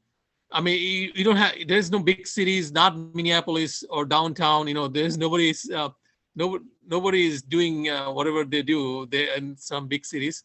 So this is absolutely beautiful farm community. I'm a farmer myself. And we have a extremely good farm operation, and we can take it to our farm directly, just in case, let's say our locker house is full or too many people came in at the same time. And we kind of dictate what happens in the locker house ourselves. Although the government actually inspects and does everything, we can tell what's coming in, what's going out, who's coming in, what's going out. So because it's a USDA inspected plant, I mean, we have to follow the USDA regulations, and there's inspector there all the time, and so we have to follow what they say. But then we have a lot of say in, when we bring it in, what we bring it in, and so on. And let's say if we communicate with you, contract with you that you're coming in, it'll be absolutely beautiful, smooth thing. And the trick is that if you wanted to try to sell it in a live weight, then you have to kind of weigh them, and then we have to go to a weigh station and so on and so forth. It adds a little bit of a layer of hassle. But if you feel comfortable weighing them again and so on and so forth, then we have to do that, and we're willing to do that extra out. But that's the layer. But it's still very safe and protected because we're in a small community and everything is in our control. So and then the payment wise, I mean, we will pay you no matter what. I mean, you can be, a lot of times you end up like going there and not getting paid. A lot of people worry about that security part of it. And so you'll always get paid, absolutely. And then if there is any changes, you say, okay, I'm not happy. And then you talk to us and we'll give you more money. So we make sure that you are happy. That's the bottom line. As far as my operation, I'm not saying all the operations are going to be like that. But my operation, I can guarantee you that we will make sure, we'll try to make you very, very happy, and we'll always have open communications, and then make sure that you're feeling safe and secure. And then we like to buy it on the rail, obviously, because my customers buy after the fact. They buy meat, they don't buy live goats. And so we like to buy also on the rail, whatever the yield is. And the government tells you what the yield is, the USDA inspector, they tells see what the yield is, and then we pay according to the yield. But we can pre-negotiate before you even come there, so that we want to make sure you feel comfortable coming to us. So that's how we can operate. What's that?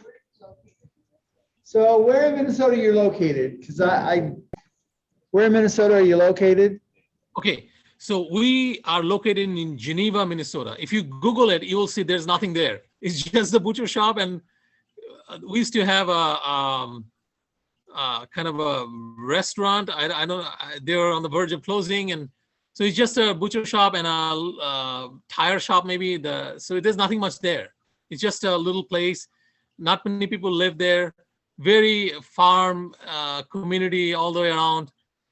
Very decent, very good people, just like farmers, What part of Minnesota?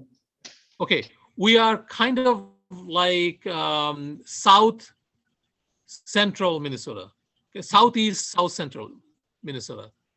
Okay, so I have another question. So what do you see as preferences for, what do you see in as preferences for cuts? And do you see your buyers wanting, maybe trending towards bigger goats than what they used to like? Is there anything you see in that area? Okay, so I mean, this is the struggle that I always have, especially over the last 3 years, because the demand has gone up so much and the supply has dwindled so much compared to the demand.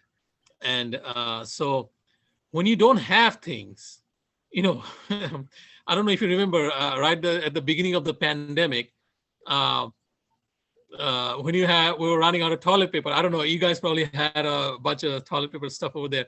When you're running out of toilet paper, people were buying whatever they could find. I mean, it doesn't matter what the cost is, what the brand is, how expensive it is. People are buying different kinds of toilet paper. I remember buying different kind of soap, that I would never use normally. So it just reminds me of that. Like when you don't have it and you have an extreme demand of something, you're gonna get whatever you can get your hands on. So that's kind of reminds me of that. So it's kind of like that, right? Of course, it's going to be preferred that it's going to be between 60 and 80 pounds, right? That's going to be preferable, right? But to answer your question, am I sending the trend going up? Yes and no. The customers don't like it. Remember, I'm dealing with customers directly. I'm not just a farmer or a processor and so on. I'm dealing with customers. They want it exactly at that 60 to 80 pound, but they don't have a choice because I cannot present them with a choice. Everywhere you go, either you pay a tremendous amount of money to buy those 60 pound goats or 30 pound, whatever, hanging, or 28 pound hanging, or you pay a little bit more affordable price and get a little bit of a bigger goat. And the customers are saying, okay, fine, I'll just get a little bit bigger. As long as I can guarantee the quality, that, hey, it's not going to be too fatty. We're not going to just pump corn in it and have all this fatty stuff. I mean, yeah, 90 pound, 100 pound goats, I can handle, no problem at all. And remember, you're making more money. I mean, 60 pound goat versus 110 pound goat or 100 pound goat, your money is much better. And the ratio, the feed and the weight gain ratio is there. You're going to make good money selling 100 pound goats to me. So that's how I look at it. So I have another question. So can you get individual carcass data from you, or is it group carcass data on on your goats, how they're doing?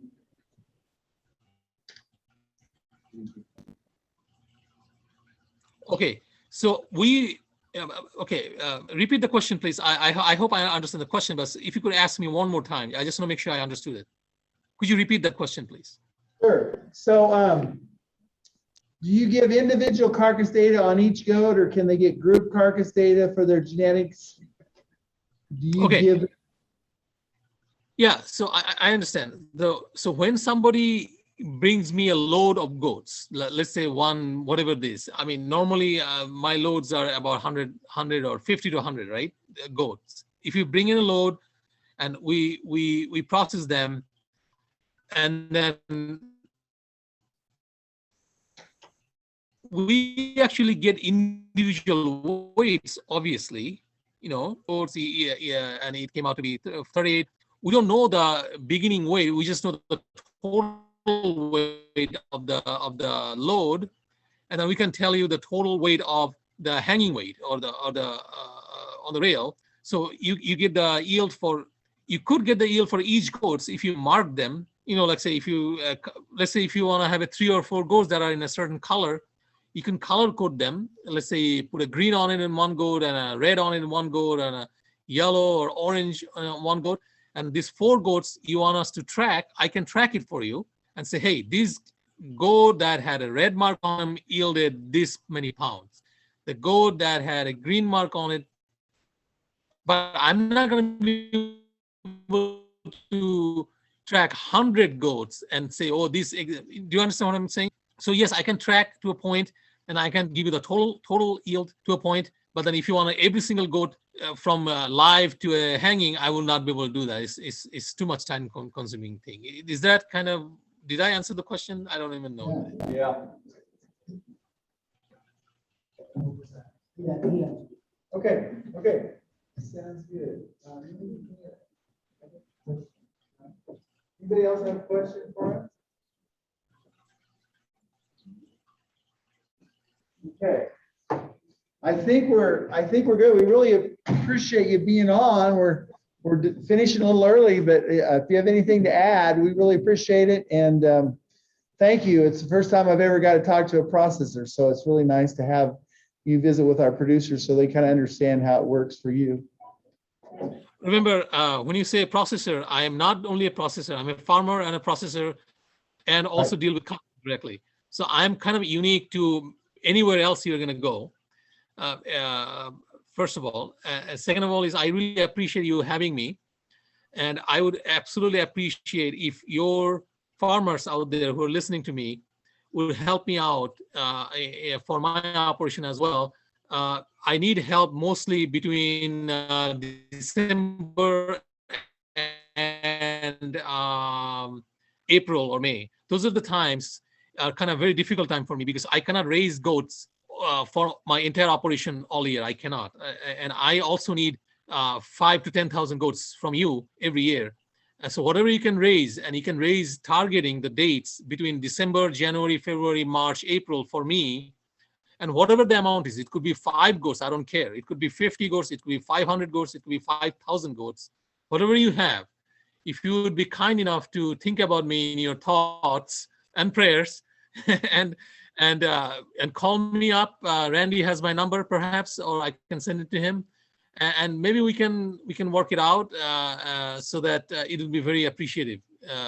My customers will appreciate that, and we employ a lot of people because of what we do. We have a lot of people are employed. A lot of people have jobs. And so I appreciate all your thoughts here. So thank you very much. So I have one other question for you.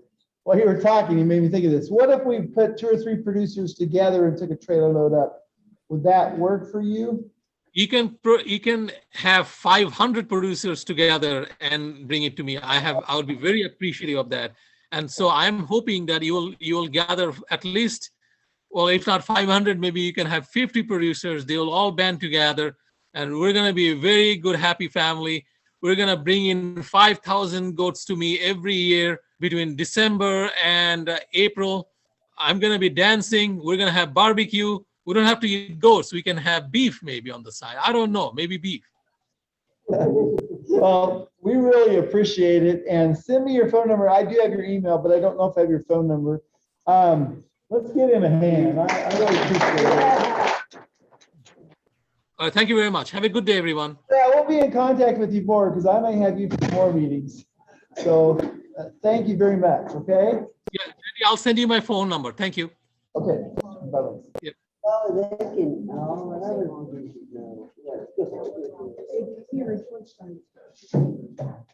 have Right. 507. That's actually really smart. 421-3175. I forgot his number. He texted me, so do you want to come just tell your experience with him? Sure, I'll give you that. You did really good work, but Okay. I sold a goat last fall, and basically he just has, like you said, it's a little tiny town. And there's this meat processing plant, and I just met with the guy that operates the meat processing plant, dropped the goats off right there, and they kill them the next day, and they're in Minneapolis and store them the day after that, so they're never frozen. That's I think what part of why they want the domestic demand is higher for not frozen, never frozen goats. So yeah, he was just really easy to work with, and like he said, if you're not happy, he'll just give you some more money. He kept saying, well, if you want some more money, we can give you some more money. And I was like, yeah, what we agreed on is fine. So but yeah, he was really good to work with, and you've got his number out there, his number too, if anybody wants it. You know, it's a pretty good way to use direct market, you know. And from Valentine, it's how far?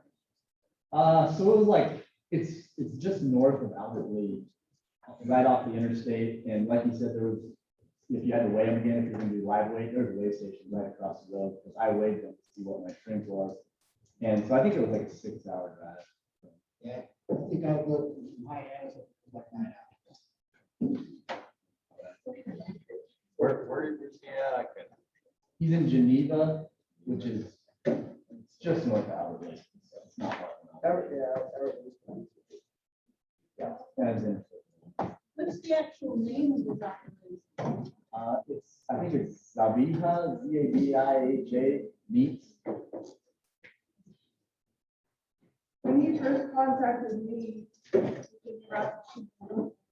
you needed goats, which I didn't have. But what do you, kind of idea, if you get a bunch of them together, to haul them out. They, you know, many years ago. And we live.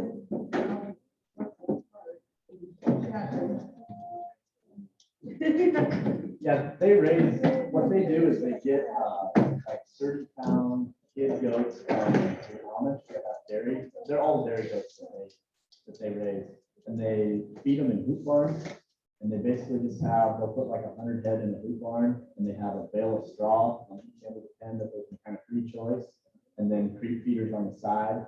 He's got a guy that sells them all the feed that has another business for it. But I mean, it looked like it worked pretty well. They were all happy and it was packed in there for sure. But they seem to be doing fine. And it's a pretty good operation. The guy that actually took the goats that was going to kill him, he took me all around, showed me the whole operation. And they were just like really good people, like you said, southern Minnesota. Pretty much nice people. How many? 100.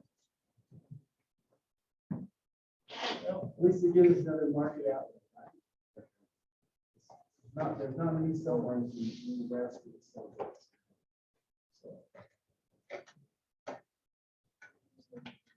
Yeah, like if you do them on the rail, you just want to make sure you see how they work for you. Because it's like cattle, whenever I get people that start doing that, they find that some of them don't yield as good as they thought they would. Some of them do better than they think. So we kind of got to figure that out. You need the meat and broth. Anyway, and that's the only way he buys them is on the railway. No, he said he'll buy them live too. He's got to scale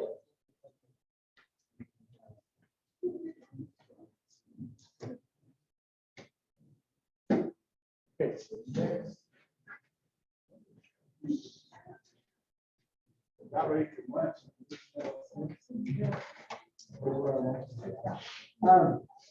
Any other questions? I've not done this before, but people suggest that we need to do this. So I'm going to start over here and everybody introduce themselves, where they're from, and name. For those of you that are diaspora aren't going to like this. This request has happened to me more than once, and I didn't get name tags, so I forgot anybody. So would you just stand there? I'm sorry, right here. Yeah. I'm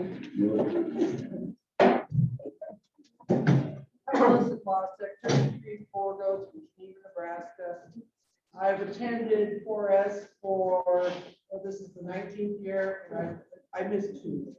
And I went to 4S before it was 4S as Carney. And just come back because I like to talk politics.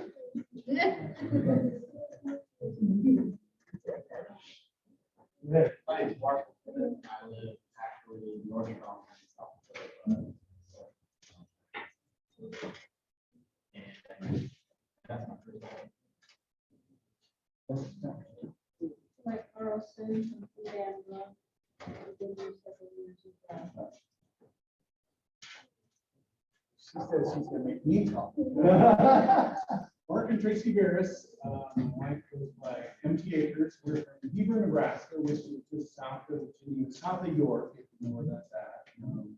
We've been going out here for quite a few years now, I guess. We not only have goats, we do raise some sheep too. That kind of started as a 4-H project and it went south from there, I guess. In my opinion. Valerie Stover, Elm Creek.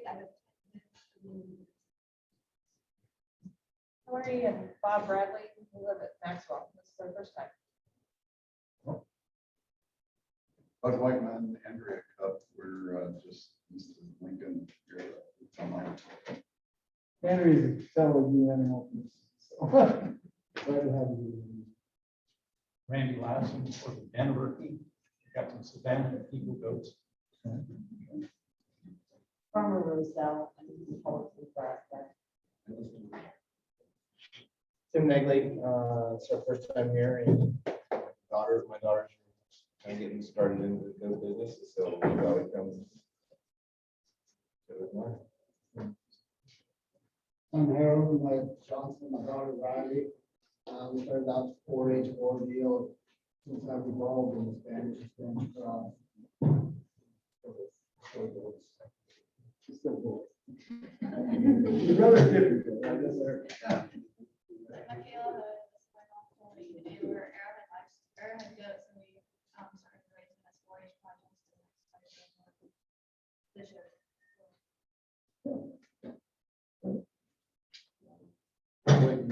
Jackson and Dan Fair, Berkshire, Kansas. 40 miles from Nebraska, 40 miles from Colorado. We raised them more, but They're champions out here, if I remember, right? Yeah. I'm Hannah Marquardt. It's my first time here. I'm actually getting myself, I'm new into the goat world, so I'm going to learn some new things. Jessica and my husband Russell Wheeler from Bridgeport. So like close to the Wyoming state line, I guess, for the other direction. Where the cool kids come from, Levi.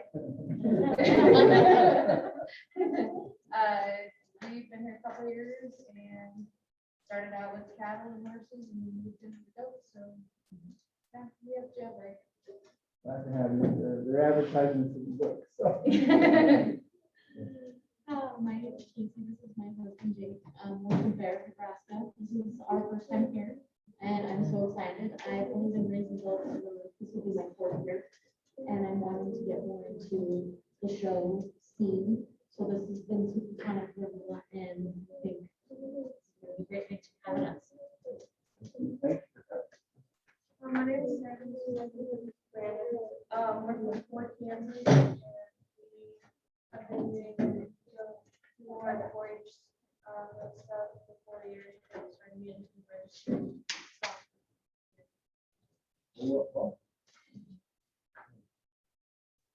Hi, sorry, I'm Arliss, from Wallace, down the road here. First year here, kind of get into the show goats for my daughter and some of her friends that want to start 4-H and kind of do projects for them. I raise cattle and Amy Danry from Wallace. This is my 2nd year. Usually my mom does.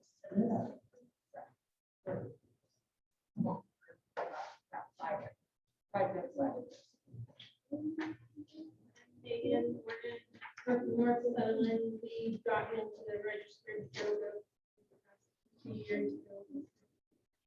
2nd year here and learning and expanding our knowledge. So, we'll probably introduce you guys. This is an extra coach. And introduce yourselves. We're the twins.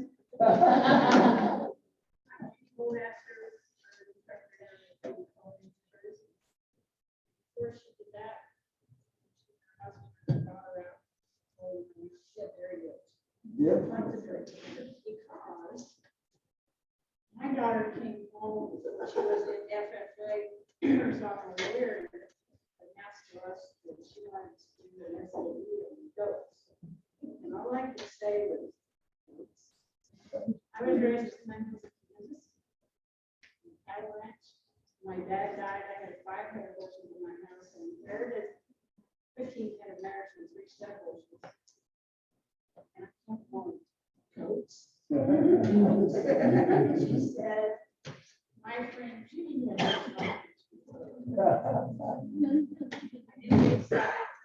she said, well, she was supposed to take her to a field day. We sat down to eat dinner across from Mel Uphoff. And he started promoting the goats. And when he said they kill cedar trees, anything 2 inch diameter and smaller, they kill, I was like, huh? She started with 10. And then she sold, we had them 1 year after she was in college, but she got to keep those because one of her husbands said, we can't be having those in the wild, we plant in the corn, we must have those in December. And she was showing those as well. I have a time barn at this house in Curtis, we down the road. outside of the stall in that Taiwan. We started keeping goats in December. She started with 10 goats out of the lease program with Mr. Efron. She had a lot of ratio from him. And we sold the goats here after she was a freshman in college. Had 300 goats at our house. But I will tell you, she got hers, Jake, I think, agree with the goats. And she got her American. So for the young guys, what was that? This is the only other story I'll tell you. Radio coach, radio coach came in, sat on my desk, looked across the me and said, "You have any idea what I have to pay for those? So tired?" Yep, I got a good idea, though. Good deal. Get 2 females, make sure they're half board. When you get done, I will buy them from you. They were the toughest, best mamas we've had. And I worked with girls wrestling for a year or one. They was outside, they took care of, they had to mess with them. He didn't make cattle, and I guess he treated the goats like cattle. Raising like cattle, they have to have the same proper requirements as cattle. We did not treat them like sheep. We treated them like cows. We got along really well. Very few had names. Except we had a weather bump. I never had a chicken in my house. We did it. Baby goats and boxes of goats in my house. It was pretty long. The local vet was not really with the goats. We had to train on him a little bit. He called when we were doing this. They brought me a little goat this morning. We sold her. She took her baby. She had her baby in a snowbank outside the barn. The lights were, I said, "Oh, she's going down." They brought Jack in. I floated him in the seat to keep him alive. We kept him as a bellwether. The rest of the goats go wherever he went. And I was standing looking at him one day. My daughter standing beside me. I said, "Oh, man, you can't sell Jack." She's like, "Mom, I'm in this to make money." So then my husband said the same thing, and I said, "Well, we're gonna have to buy Jack." Days, a week later, $150 for the goat, so he could stay on the place. I said, "That's not normal. That the child to talk to the parents how to sell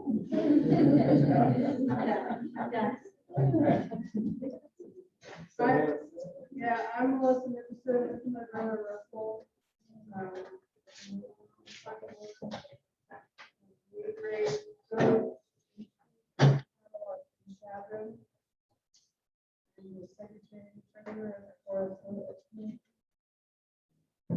course, why I'm out here. So we've been doing this, but down here, well, since it started in North Scotland.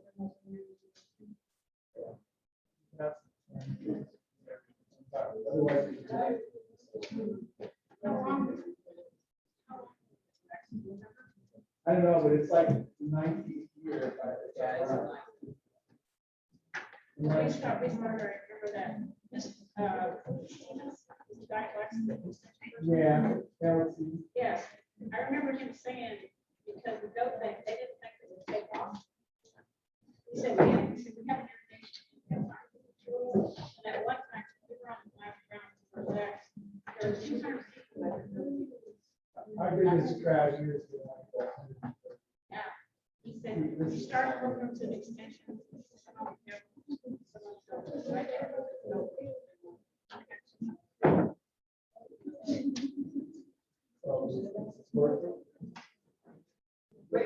Oh, yeah. We're Sandal, work on that, Don Kirby's, once again. We already, 2002, we had a commercial operation, about 300 of those.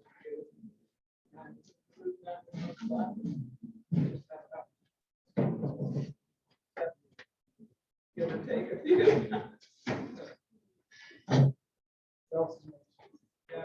Yeah, we were a big,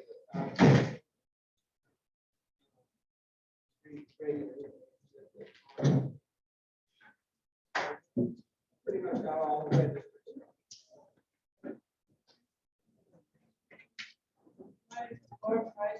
My husband Albert, we have one goats. Don't raise very many, decrease, especially this year since my husband had a stroke recently. So we're downsized, but we have been raising goats.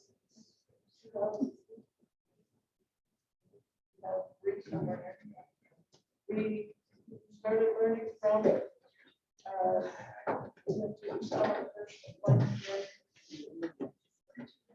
Lexington. I don't know how many years we've got. I don't think we've missed a year. I don't know. We are part of the committee. My husband's the president. This is his last year as president. Step down. Appreciate all this work. Okay, you got it. I'm Levi Nail, Action, talking to ordinance. We open 24. And lady,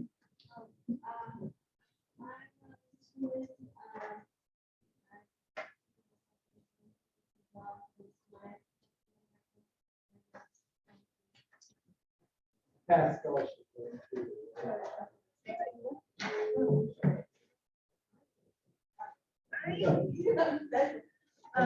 I'm Jennifer Taylor, second from Goats. My family started in the goats in 2004. We came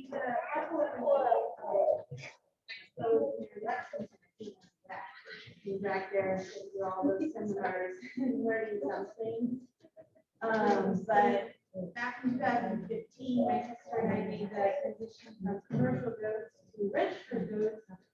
And I have just kept going. She was quick back in 2019 and started her own family. But I'm also supplying this year's raffle shows. If you guys have raffle tickets, in the bucket, you want to buy some more, feel free.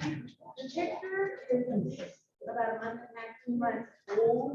She's put on a little more tradition. She looks amazing. Check her out. I also have her like her aunt here also. She's done well for me for senior go the last couple of years. Yeah, come on over and I'll help you out. Sounds good, sounds good. The raffle though, we use that money actually for scholarships.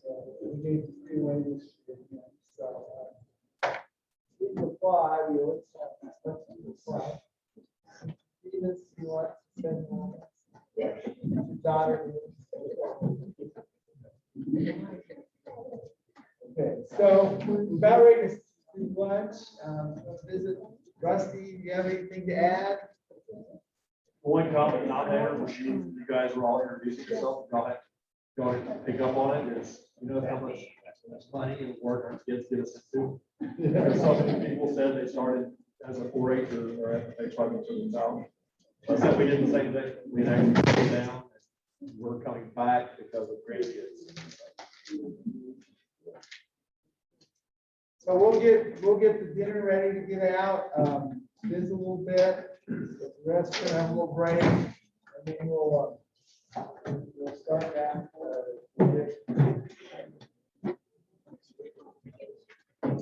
Yes. Where do you want them at? Right in here? Yeah, so it's button 2.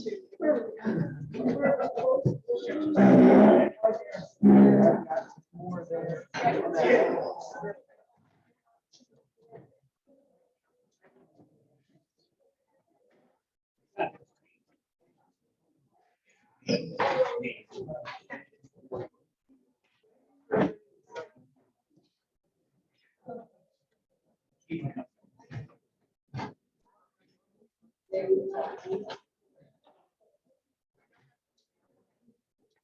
I believe that. I think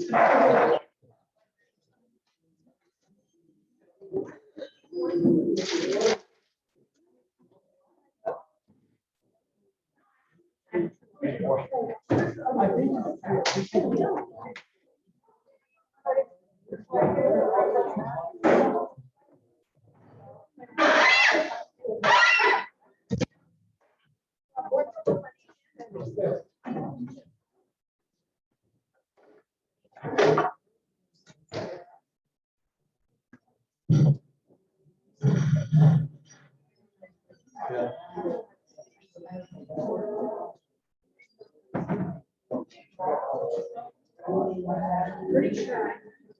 And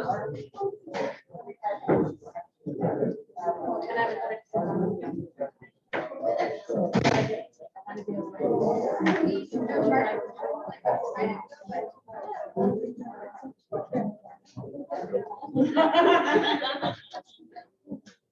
Oh my God.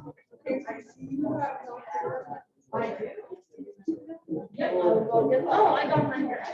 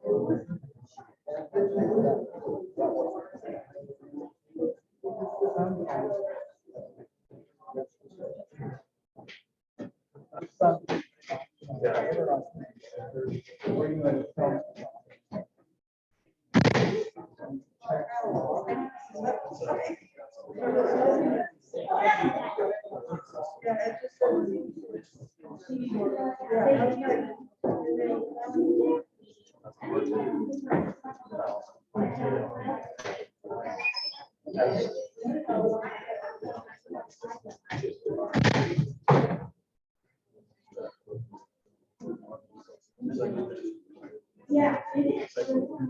Yeah.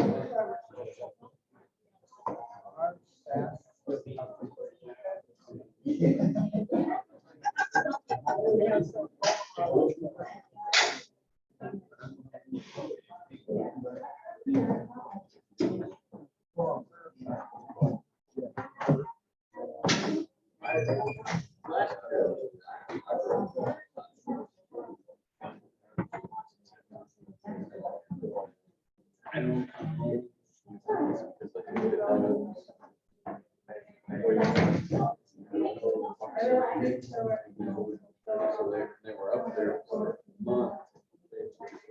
They didn't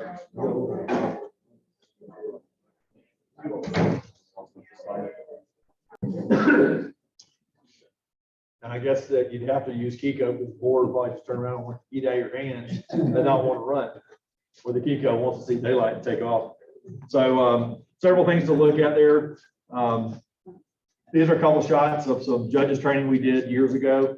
I had a judge out of California, Joe Camarillo, who's a meat producer, meat cutter and everything. He did some, and again, I hate to show these after lunch, but I guess this is better than the worms and parasite load. So this is some loin area we cut. That's the primo dollar right there. Is what these buyers are after, what everybody's buying. It doesn't matter what the nationality is. That's the cut of meat that's to die for right there. The big money maker. That's where the rib comes up. Yep. And basically the way we measure it is from the 13th rib back to the front of the hips. It's a certain cut. I think it's the 11th rib they split to be able to measure. They split it at the same thing with every carcass, so it's always the same.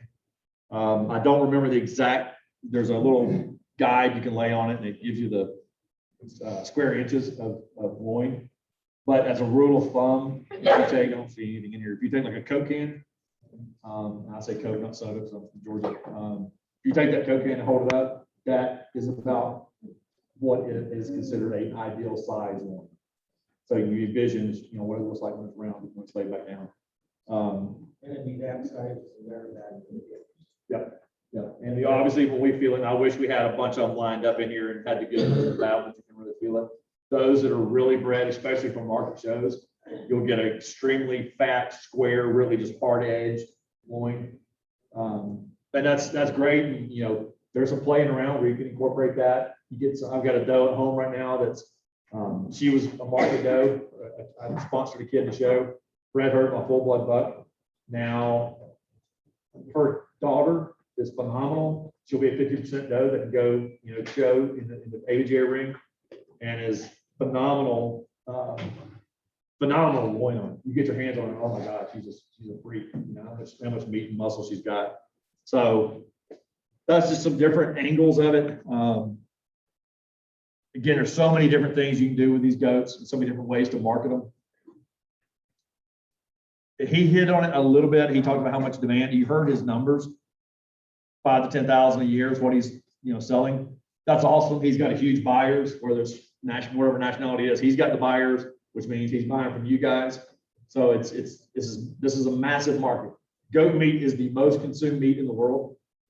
It's the primary diet of every nationality in the country, in the world, besides us. We're the only ones that don't really eat it. And if y'all remember, I don't know how big it was out here, but 10, 15, 20 years ago, ostrich and emu made a big bust onto the scene, and it kind of went away as fast as it came in. And it was an extremely lean, healthy, hardy meat. The difference was there was no customer base. You took the emu, then you had to go convince somebody how good it was, find somebody that would kill it and produce it, market it, and then get them to buy it. And it wasn't cheap. So that's why, it didn't really take off well, because there wasn't a customer base there. As true red, white, blue American as I am, as a meat goat producer, we really don't give a crap if Americans ever eat goat meat or not, because we can't produce enough for what's here now. They have said, and I've heard this ever since I got into the industry, so I know it's changed. I heard when I first got in that if you killed every goat in the United States, show, market, vegetation goats, everything, that the city of Philadelphia alone would consume that meat in 30 days. And you think about the hubs, where the big nationality hubs are: Miami, Atlanta, Philadelphia, apparently New York. Certain places have massive national hubs as far as the diversity is huge. You said Michigan? Yeah. So they're huge. And I'm sure, because that other guy's in Minnesota, I'm sure he's, maybe looked at the map, he's probably centrally located to a lot of those ethnic hubs. And it's every nationality besides us. It's Jamaicans, they may want something different. Jamaicans, Hindu, Muslim, Hispanic, everybody. The Jamaicans, I know the ones I've talked to, and y'all may have something different. They want a bigger, intact male. They make a lot of jerk meat out of it, so I guess they can kind of kill the taste. A lot of Hispanics, that 60, 70 pound range is ideal. The Muslims, it's not about, in my opinion, it's not necessarily about the size, it's how it's killed. They want the law method, which I don't know if this the other guy was doing. I didn't hear him mention it. I had a couple stop at my house, and I was just curious to know how that works. And he's basically, the two guys there said, it doesn't have to be a Muslim priest. It just has to be of Muslim faith. So if me and him are buddies and we're there, I could pray over his goat. He could do the same over mine. But they just have to be prayed over in their religion to be able to harvest that animal. That's just their thing, and so be it. But to tell you, it doesn't take much to figure out there is a whole lot of demand for meat. I haven't seen the latest numbers. The U.S., the last few years, the U.S. has been shipping in 4 to 6 billion pounds of meat every year to this country from Australia and New Zealand, because there's not enough goats here. The reason, and he did mention a little bit, that the price of goat meat is pretty high right now. My understanding is it's high because of the floods and the fires in Australia. They're not able to ship as much goat in, which is, I hate to say it for them, it's ideal for us. If we quit importing as much, the demand is from American-owned goats is just going to get outrageous. This was several months ago. I had pulled it. Again, you're looking $4, $5, $6 a pound for meat kids. What's circled? 80-pound kids were going for $10.50 a pound.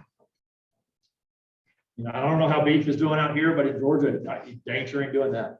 You know, if we're getting $1.25 a pound, we're doing something good. And it takes a whole lot longer to get that cow or steer to market than it does the goats. And again, I raise cattle too. I'm not saying don't raise cattle, raise them both. Raise them together because they're going after different feed products anyway. The goat will go around and eat the weeds and things that the cows don't want to eat anyway. So they can be done in conjunction. So when we talk about marketing, think about all the possibilities are out there. Don't just get a pigeonhole and blinders on and think it's got to be for meat kids, for Spanish kids, whatever. There are so many different avenues to go into for meat produce. Yes, ma'am. Do they still figure, when my daughter was doing it, figure you can run 2 nannies, 2 does for every cow you're running? Yeah, I've heard it that way. I've heard it 5 to 7 per acre. A lot of it depends. I've never heard I don't think you can put a fixed number on it because it depends on what your Sure. feed crop is. You I know, think compared that's to- what they were figuring earlier, because where Yeah. we were down south of here, it was about 10 acres to a Yep. cow or 8 acres, something like I that. usually just say 1 per cow. And then if that works. Okay, That's the. And you're figuring- I'm a conservative. method. Yeah. Sure you- 2 twins on that. Okay. That was the research that Mike from Oklahoma did, which university studies do. And all the research they've done, 2 does, 2 nannies per cow. Or if you went the other way and didn't have cows, you could run 10 10, does Because I think for that's what every we- cow. was bred. that's what. we And see, were and with us, we've probably got a 10-month growing season. We did so little snow and such little winter, they can grow with us a lot longer than they could out here. But Sure. I come back here sometimes, I think y'all are in a desperate drought, everything's tan, but what they're eating, they're still eating and producing weight on how they do it, but they do it. But that's, again, a very good point. You can run them together, you can run more of them per head, you can turn them over faster, especially if you focus on a lot of those same things we talked about, the high quality sire side of it. So when those kids are hitting the ground, they're growing off and you're weaning them. We personally wean at 60 days instead of 90. And we started doing some little in-house studies. 60 days, wean, weigh them, and then weigh them again. 90 days, weighing them and weaning and weigh them again. And the 60 days were growing just as fast as the 90 days. That extra 30 days on mom didn't do anything. It got her back in shape, got her to go back to feeding My faster. daughter was able to, because we were in this lease deal, the guy provided the bulls. And then he got every other female and took a quarter of what the males brought. And we only did wethers 1 year because then he would also market the top end of her billies as half bloods. Yeah. And then we sold the bottom half Yeah. as meat. So Yeah. that made her a lot of And money. you saw that one the half blood of mine that I showed earlier. It doesn't matter if you're Kiko or boar. But what I was saying is don't get the blinders on. If you're going to go out and spend, and I tell people to invest as much as they possibly can in the sire. If you're going to spend 5 or 10,000 on a buck and you're going to bring 20 does to him, he's going to be sitting in the stall eating and really not doing anything for all those other months of the year. Get some commercials and put in there with him. He doesn't care. Hers He's were just, commercial, but she he's was just able, breeding. she was She's- able to show that top Yep. end of females. Yep. And if they stand still, he's happy to breed it. Throwing out a couple pictures. Yeah, this is a cow, right? Beautiful cow. But look at the similarities in here compared to what those does we were looking at earlier. You got great top line, you got big heart girth there, you got a massive wedge on the back, great udder structure, lots of meat and muscle, still look at it and felt a female. So again, when I was talking about it earlier, where we talk about, it doesn't matter whether you're looking at cattle, goats, for the most part, sheep and hogs, we're kind of looking at the same thing. Same thing on the bull side, on the sire side. You know, just heavy, you look at him, you instantly know he's a bull without looking at what's between his legs. Lots of meat and power. Same kind of deal we're looking at for boar goats. That's why when I judge nationals, I chose to judge with Josh Taylor and Nick Hammett. Both of those guys are huge in the cattle industry, and they were stockmen. And that's what I wanted to judge with. I didn't want to judge with somebody that knew pretty goats with a lot of hair. I wanted to judge with folks that knew livestock. It doesn't matter what it is, they were able to do it. There's a picture here that I thought was pretty cool. If any of you guys, any of the youngsters in here, they're trying to get into livestock judging, trying to understand more about goats and all that kind of stuff. go to Judging Pro. There's a website, you actually have a membership on it. They have these little tests all the time. You know, how do you place 1, 3, 4, 1, 2, 3, 4? All sorts of really cool stuff on there. They have a picture, and they do a lot of training, a lot of descriptions on what we're looking at on show goats and what they call different parts to help you talk classes. They do breeding classes, they do market, they do a little bit of everything. They had this the other day, which I thought was pretty neat. That's 2010, 12, 14, 16, and 19. And that's, again, take the blinders off. That's not just show weathers. Yes, they are weathers, and they're that in right there. Some, excuse my language, there's some badass weathers on there. But those animals are still going into the consumption pool when this is all done. So you can look at it from just the show side. That weather right there was probably $10,000 to $15,000 to purchase. But you see the quality, you see the progression the industry's making. You see the meat and muscle he's got when he's flexed up. I mean, that's just a, you know, really high quality. And that's just a quick example you can find. And I've judged tons of these all over the country. And think about, you know, Georgia. I know we're just one state. I don't know what the state show is for Nebraska, but we're running 1,500 head of goats at one show. The sheep are running about the same. All species are running about 1,500 head. And that's with a restriction that each kid's only able to bring 2 goats. You can't bring multiples like you can at a regular show. And we're still running that kind of number. So the last thing I've got when it comes to marketing, you know, is we talk about, we all sit here and know this kind of stuff, but if your customers don't know it, and you don't have to go far for customers, this is not like the ostrich emu deal where you're trying to educate somebody to buy your animal. All you gotta do is find those people that want to buy goats, and they're there. Whether you team up and like you were talking about, team up and have a big trailer double deck to go to Minnesota to sell for them, that's great. Whatever your avenue is. I personally sold everything I need to sell off the farm. The industry I'm in at one time was known for having a very high Hispanic population in the green industry in Atlanta. And that they knew I raised goats and everything. Whenever I got ready to sell one, it was pick up the phone and it was sold. You know, I didn't have any middleman. I was able to sell for $3 or $4 a pound on the hoof, and they were happy to get it. They knew how it was raised. But something to think about. That's the front of my business card. It's got all the information like you would typically find on a business card, right? Well, the backside of your business card, most people pull out a business card, is blank. Put that on it. That's all you can pretty much Google all this information. That shows the benefits of goat, how it answers the question of why it's the most consumed meat in the world. It's got, you know, the calories, the fat, protein. You see where it's ranking amongst everything else.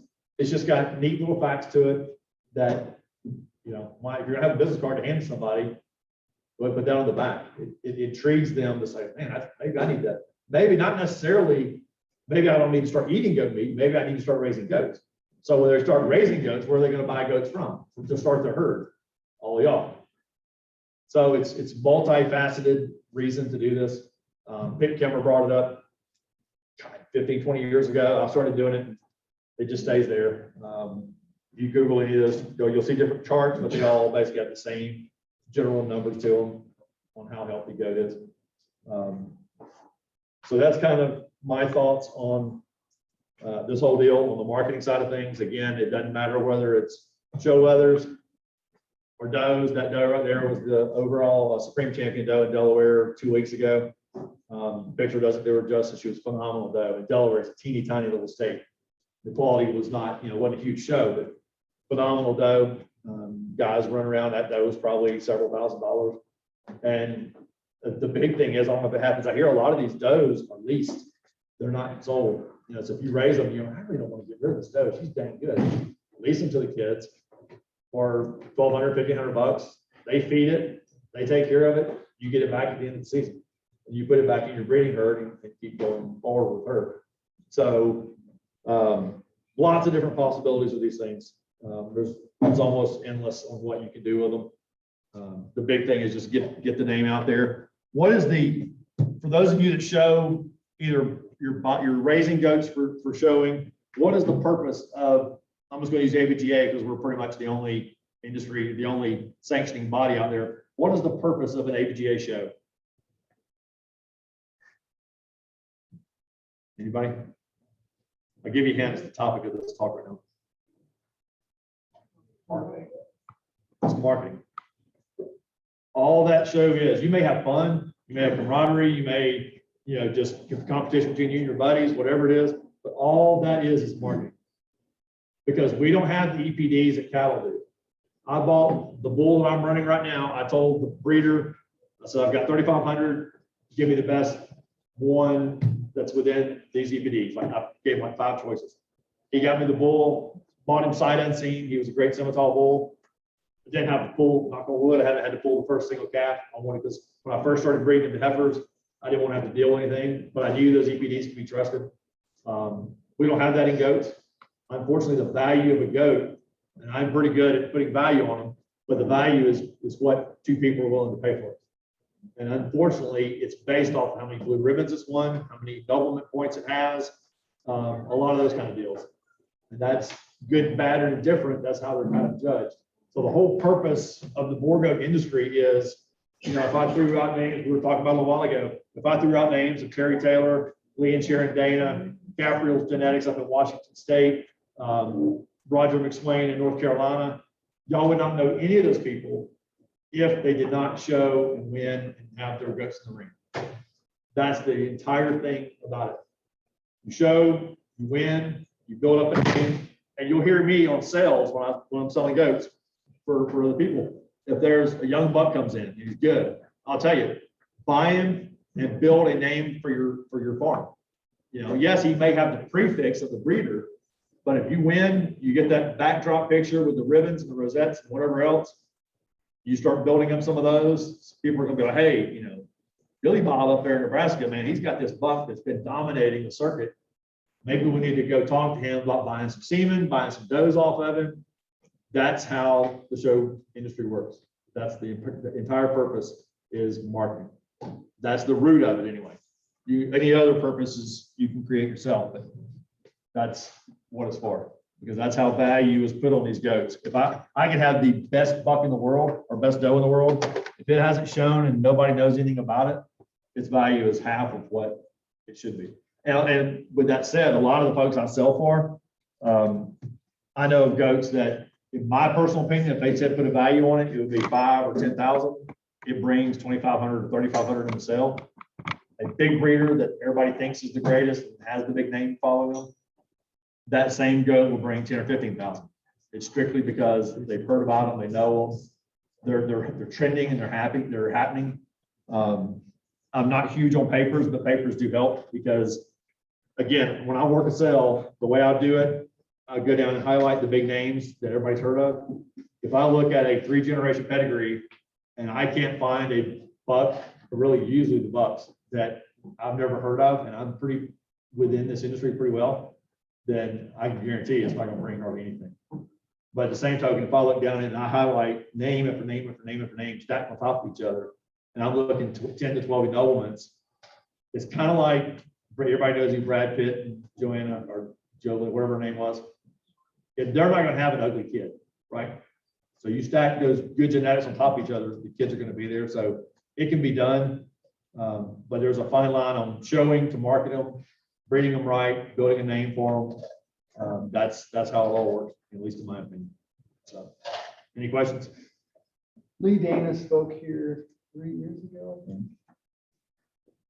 And I had a guy that told me yesterday that from that meeting, he bought breeding stock from them and has improved their herd more than anything he's ever done. He's one of the most consistent. We were talking about it earlier. It's not just those that have different kind of looks that have good goats that win. Lee and Sharon are ones that you can put 100 goats in a pen, and they did it just recently, and have their goats mixed in them. And I guarantee you, I can find them without an ear tag. They just have a cookie cutter look. They know what works. It's simply amazing over rock slide, and they line breed, and they just have a look that's producing. He goes out and gets other bloodlines when he needs to, but you surround yourself with those kind of people. I get a lot of phone calls of I just want to beat this person, I need, where's the best buck, where's the best doe? But why try to fix something that's not broke? And they're not just the only one, there are several breeders out there that I trust them, not only personally, they're not gonna rip you off, and their stuff is good stuff. Build off of it, bring your own, build your own name. And that's the best way to do it, in my opinion. Not that I'm just promoting him, but that was just a Yeah. comment I had at State Fair this year. And I was glad that we had him, man, because it did make a difference in one guy's life and his family. And keep in mind, you're not gonna get into somebody's keeper without dropping some serious coin. But I know a lot of people that have spent a whole lot more money on far inferior goats to finally bring in something later. I would rather save my money and buy one or two good ones than buying 10 sorry ones. It's not about the quantity, it's about the quality. Again, that doesn't do with color. We all have to take color out of it and look out of it and go for the quality of the animals. I see so many people that have bought this and it's got this prefix and it's junk. I don't have the heart to tell them, but they bought it because it was had red and white spots or black and white spots or whatever it is. Right.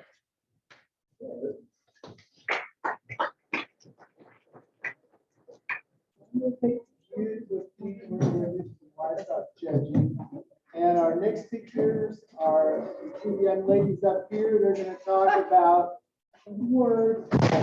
Yeah. Talk about words. So good. So good. And actually how to do fecal leg Yep, counts. I'm about to ask you, show you how to do it. Good. That's what people do. And you have pretty good information in your pack. I Yep, tried. hopefully they just follow along. Yeah, yeah. So, and Okay, then I'm gonna come back and do a little bit on budgeting. if needed, so. take a break for a minute, we've got to do a little something.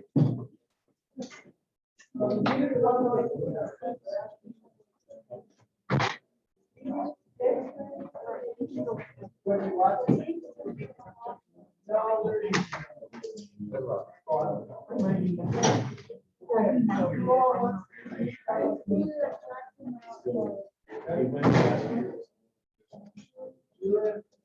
So we'll get out here, we'll go down.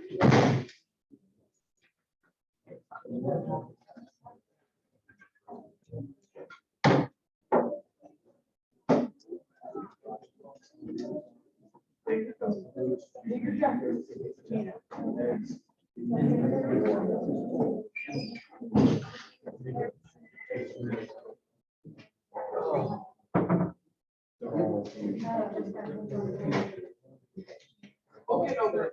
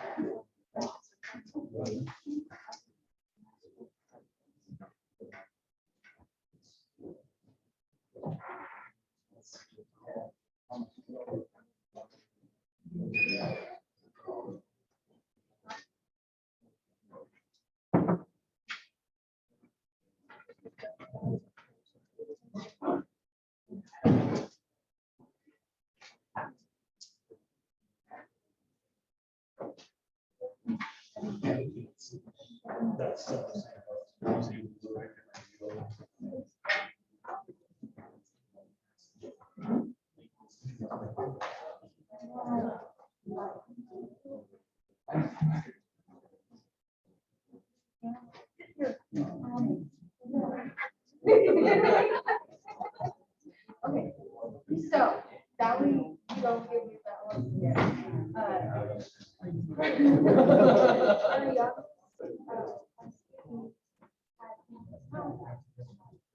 Well, that's what I have a child for, well, I did, and now it's like,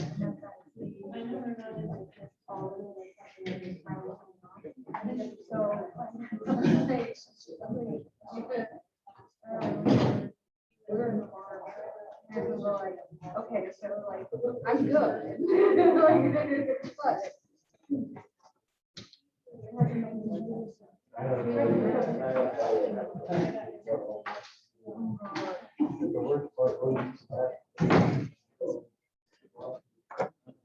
yeah, I don't think this is enough. So, not with my feet. Yeah. Yeah, it's all in the work. There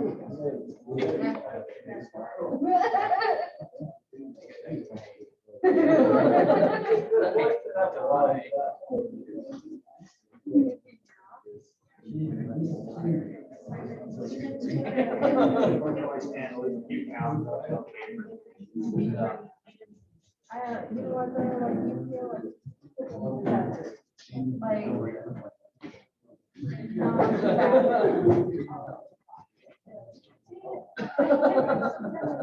are we ready?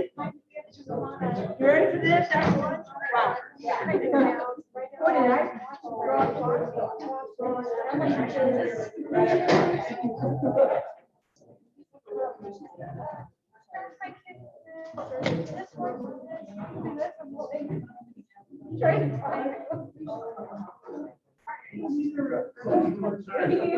Just coming down.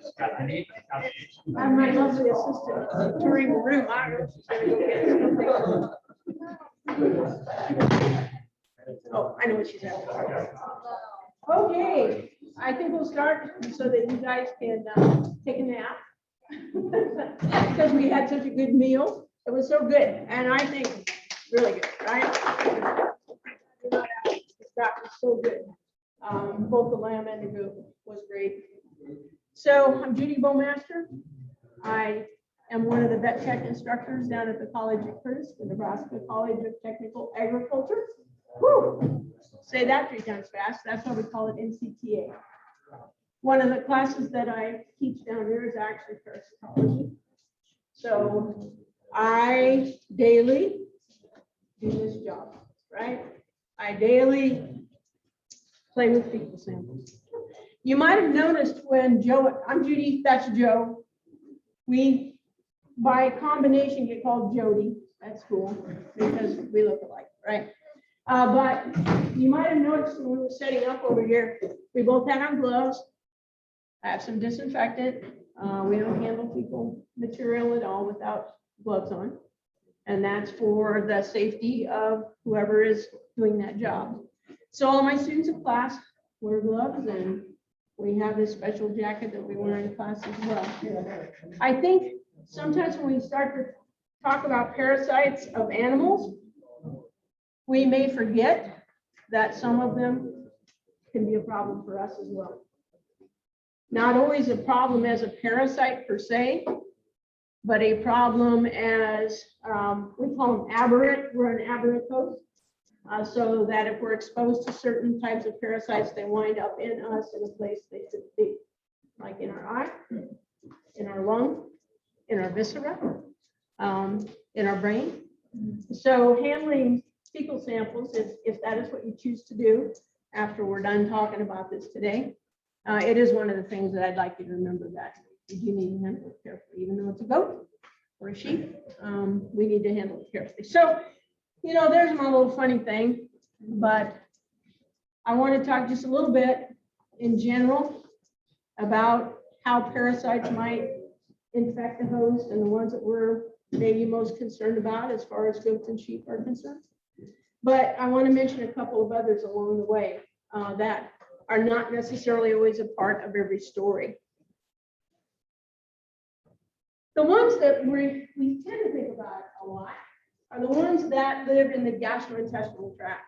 And, you know, if you want to get a bottom line on this story, management. That's really the basic story that you need to know. We have ways to manage parasites.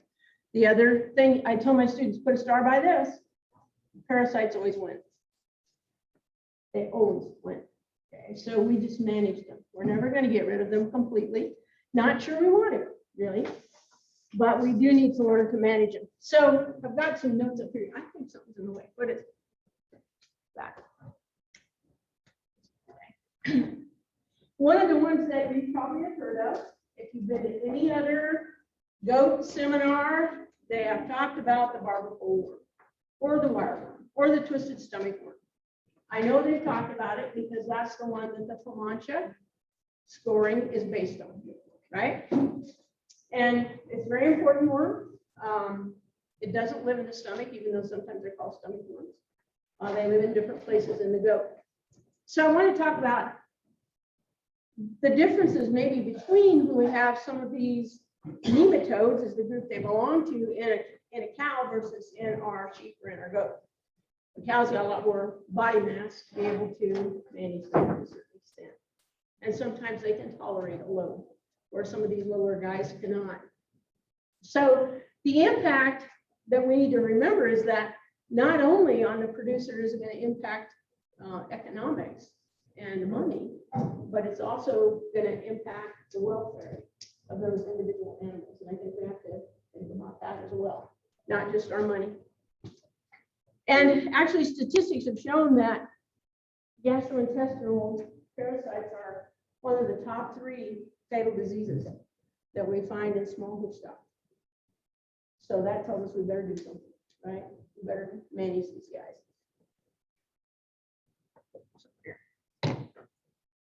So you can't read all this, but I'll just go down and talk about it a little bit. You know, what are some signs of parasitism? There's a long list. I go through these all the time with my students at school. You know, what would you see outwardly? Well, you can have a picture of a diseased goat or a diseased horse, and you see a lot of these things. Weight loss, diarrhea and scouring in some cases, rough hair coat. That's one of the first things that we notice because the nutrients that aren't getting to that animal are impacting the hair coat. Depression, they just don't act well. They're just not feeling well. Ain't doing good is what we talk about in the veterinary world. Weakness, they are unstable, have a little trouble getting up, want to lay down a lot. The FAMACHA has shown us how to actually give a little look for anemia, which is talking about a lacking in red cell value in that animal. A little later on, if you were to take a temp, we're probably going to notice they've got an elevated temperature. They've got this whole thing going on in their body. It's not just in their guts. Okay, it's going on through their whole body. Fast breathing, labored breathing. We would notice right away if we have lungworms. But some of these other guys, while they don't talk about it much in some of the resources, as some of these nematodes go through their life cycle, they migrate through the lungs. Happens the same way on some of our dog and cat parasites as well. So they're migrating through the body. They're going to the lungs and the bronchioles. The animal's coughing, coughing, coughing, swallows those larvae back down. Now we put them in the place that they wanted to be from the very beginning. So we were just doing some necropsies at school. We had some little guys that were not doing well. These happen to be lambs that had come from a sale once. And they weren't doing well, so they were brought in for us to use because they were obviously going to succumb. Yeah, they were loaded with parasites. They had 2 or 3 different kinds of parasites, but here's what killed them. The pneumonia in their lungs. from the migration of those larvae were contributing to it. Not to mention transportation, weather changes, regrouping to a new spot, all of these things were what was part of that management story. Bottle jaw, have you heard of that one? That submandibular edema. It's got to get to a pretty bad infestation before we can see that happen. We can have bottle jaw, which is just right under their jaw, their mandible. We can also have that along their whole lower body line and down into the legs. What's happening is some of that fluid isn't really transferring and moving along as it should. And so it builds up and gravity pulls it down. So edema is one of the things that we see too. So the one that's the bad boy is Haemonchus pisciformis. That's its scientific name. It falls under the category of nematodes in the parasite world. Haemonchus is a genus name, and I want you to kind of think about this as we go on. I tell my students this all the time. So if I say Haemonchus, and then I say another genus name like Nematodyrus, that's a genus name. That Haemonchus is different from Nematodyrus as a giraffe is from a mouse. It's a whole genus, but we kind of group them together because they have similar effects on the animal and they have similar life cycles. So I put up here so you maybe understand a little bit more about what's going on with this guy. It consumes blood from the host. We hate it when they do that for a lot of reasons, but especially in these smaller animals, when we have an infestation of something like Haemonchus, and they're not the only ones, but they're going to consume a lot of blood, and that little critter is going to have a hard time overcoming that. And so that's where the Fomantia camp comes in, and Joe's going to talk about that in just a minute. Okay, so they go through their life, they have what's called the direct life cycle, which only says that they don't need another host. They just have the one, right? It doesn't say that it's a simple life. Parasites don't have simple lives. They have very complicated life, and yet they manage. So once they come out in oviform, we track backwards. That's how we discover who's inside. So we work backwards from the egg or ova. When they come out in the fecal material, they're going to go through their life cycle wherever they plop out, and they will develop, if all conditions are right, into an L1 larva, or an instar, as some people call them, an L2 larva, or an instar. Those guys aren't parasites. They just live out in nature, right? Then they develop to an L3. That's the infective stage.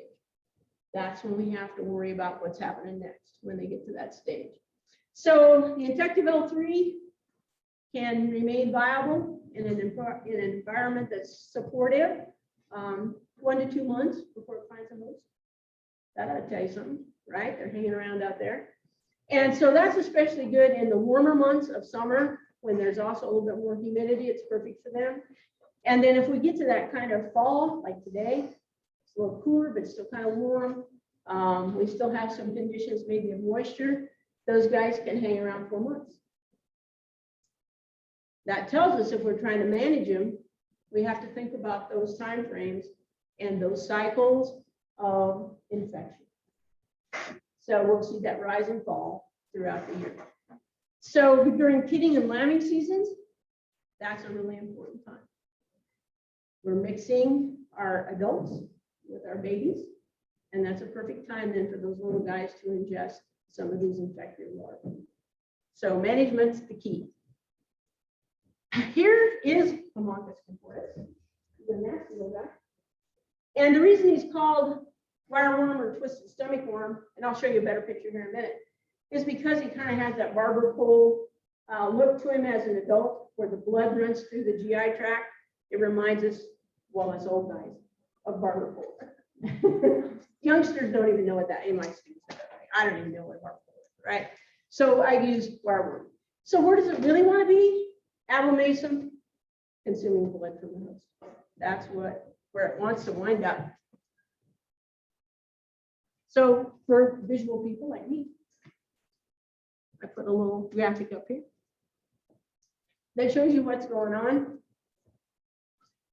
We have to understand the life cycle because our primary mission will be to break that cycle. That's way better than all the dewormer you can administer.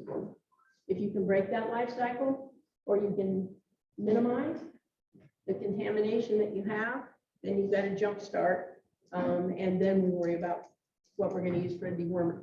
So this is just showing you what I just talked about. The adults, and then we have the ova coming out in the fecal material, developing to that L3 stage that is going to be infected. Oh, by the way, that's a dewdrop. And that dewdrop, all those little squiggly things, those are L3 infected larvae. Where's it at? On the grass and the weeds in the pasture.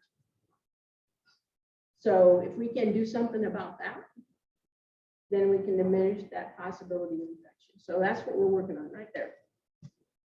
I always love that picture. So I thought I'd throw up one of the bottle jar in case you've never actually seen it. So it's that fluid, that swelling. It can happen in calves too. Lambs, they're also have anemia at the same time. And this is really going to be due to, in many cases, an infection with Haemophilus contortus. But there's a few others that will do that too. Ostrachgia, which is another stomach worm that live in the stomach, does a similar thing.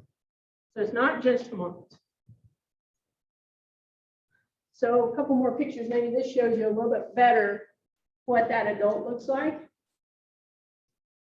And we found that by fecal flotation, or we might do a method called centrifugation with a flotation solution that I'll talk about here in a minute. And then who are we looking for?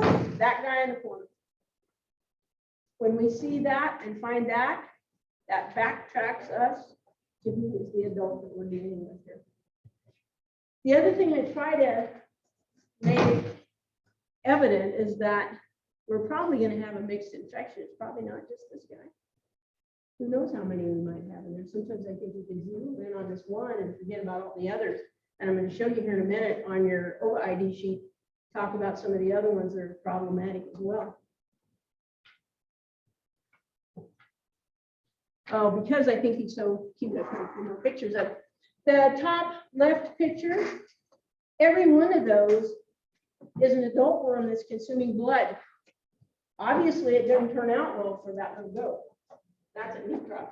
Necropsy is when we take that animal apart, trying to track back and see what happened. And so loaded with Haemophilus, consuming blood.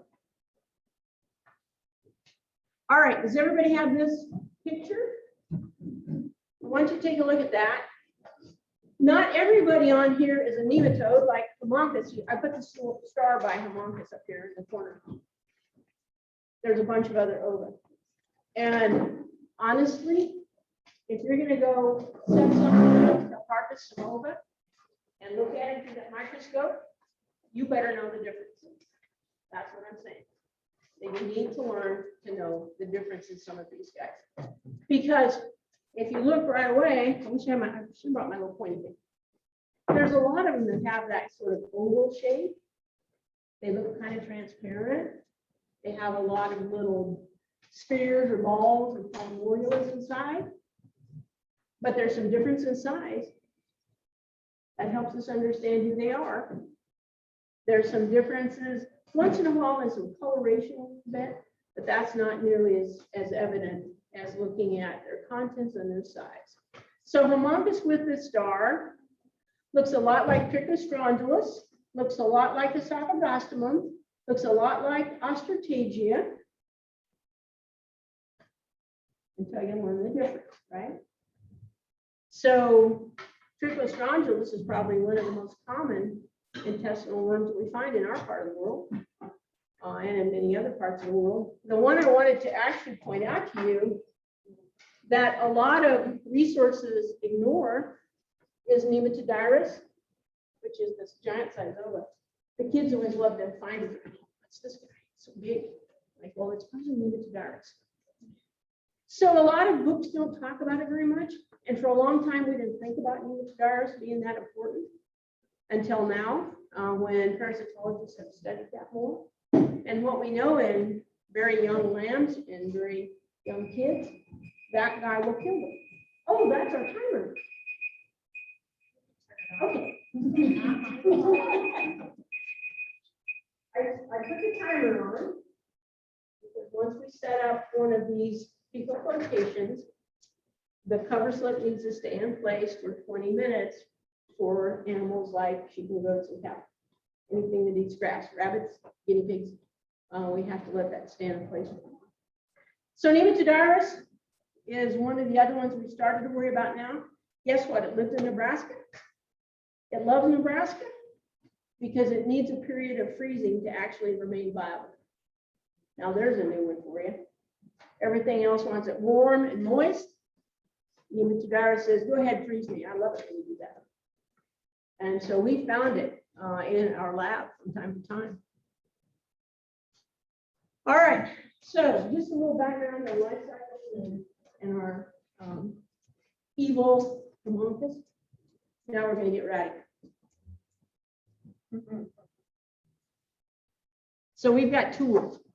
The tools we have available really are not so much in thinking I'm going to get rid of every parasite that lives out there, but that I'm going to do a better job of managing what I've got right now.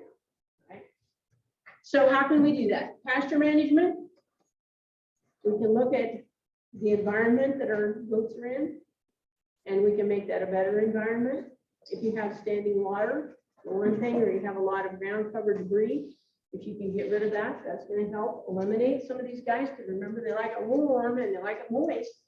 So if you've got wet spots with a lot of ground cover, they're going to like it there, right? So we can hay that area. We can do what we were talking about earlier. Let's mix our cattle and our goats, because they're going to eat different parts. So that's going to be a better pasture management plan. Stocking rate, keeping that a minimal number for contamination. Actually trying not to mix groups, that might help. So, you know, the weanlings back in with the adults, maybe avoid that. Selective deworming is Vermonta, which we're going to talk about here in a minute. And then selection of resistant animals, either by breed or by individual. Now that takes a little work, but it can be done. So once you've learned how to do some of these techniques, or you get some help with that, you can look at your herd and say, I got a couple that aren't managing this situation very well. And then I've got these other guys that look like nothing ever happened. Maybe those are the guys you keep. And maybe you pull the others, right?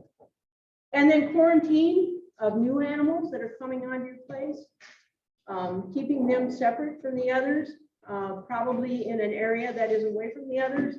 And then you're going to look at those guys, deworm if needed, and then check back in a couple of weeks and see what's going on. So one of the things that we do like to zero in on is not just deworming everybody in the group, because we're starting to see some deworming problems with resistance to some of our antiparasitics. And one of the things that's just so interesting, if you're old like me, when ivermectin came on the market, everybody's like, that's the best antiparasitic drug we've ever had. It's safe. It gets so many different things, and parasites will never become resistant. Wrong. And we know that resistance to some of these dewormers is actually probably worse in goats than it is in cattle. We're starting to see it in horses too. It's a little bit based on where your location is, to the point of how much exposure have the parasites had. So if we go down into the southern part of the United States, of the Southeast, where there's no break in that weather, where it freezes and diminishes things a little bit, perpetual, and then we're deworming them. And we used to deworm on us. Here's a schedule. This is how many weeks, and then we deworm. How many weeks, and then we deworm. And we deworm everybody. Well, the little critters that survived said, oh, I know how to get around that deal. I know how to get around that ivermectin. You want to know how? So we developed this group that suddenly can avoid some of our dewormers. So the rest of that story is, we don't want to deworm everybody. We want to leave a few of those guys out there that are innocent and naive to certain dewormers. And let's let them breed with the guys that are resistant. Because we're going to have that knowledge base a little bit different, so that we may not have as many that know how to resist our parasites. It's all manageable. It's all manageable, no matter what you do. Okay. So Joe's going to talk about Comanche. I'm going to see if we got any parasites that you want about it. Okay.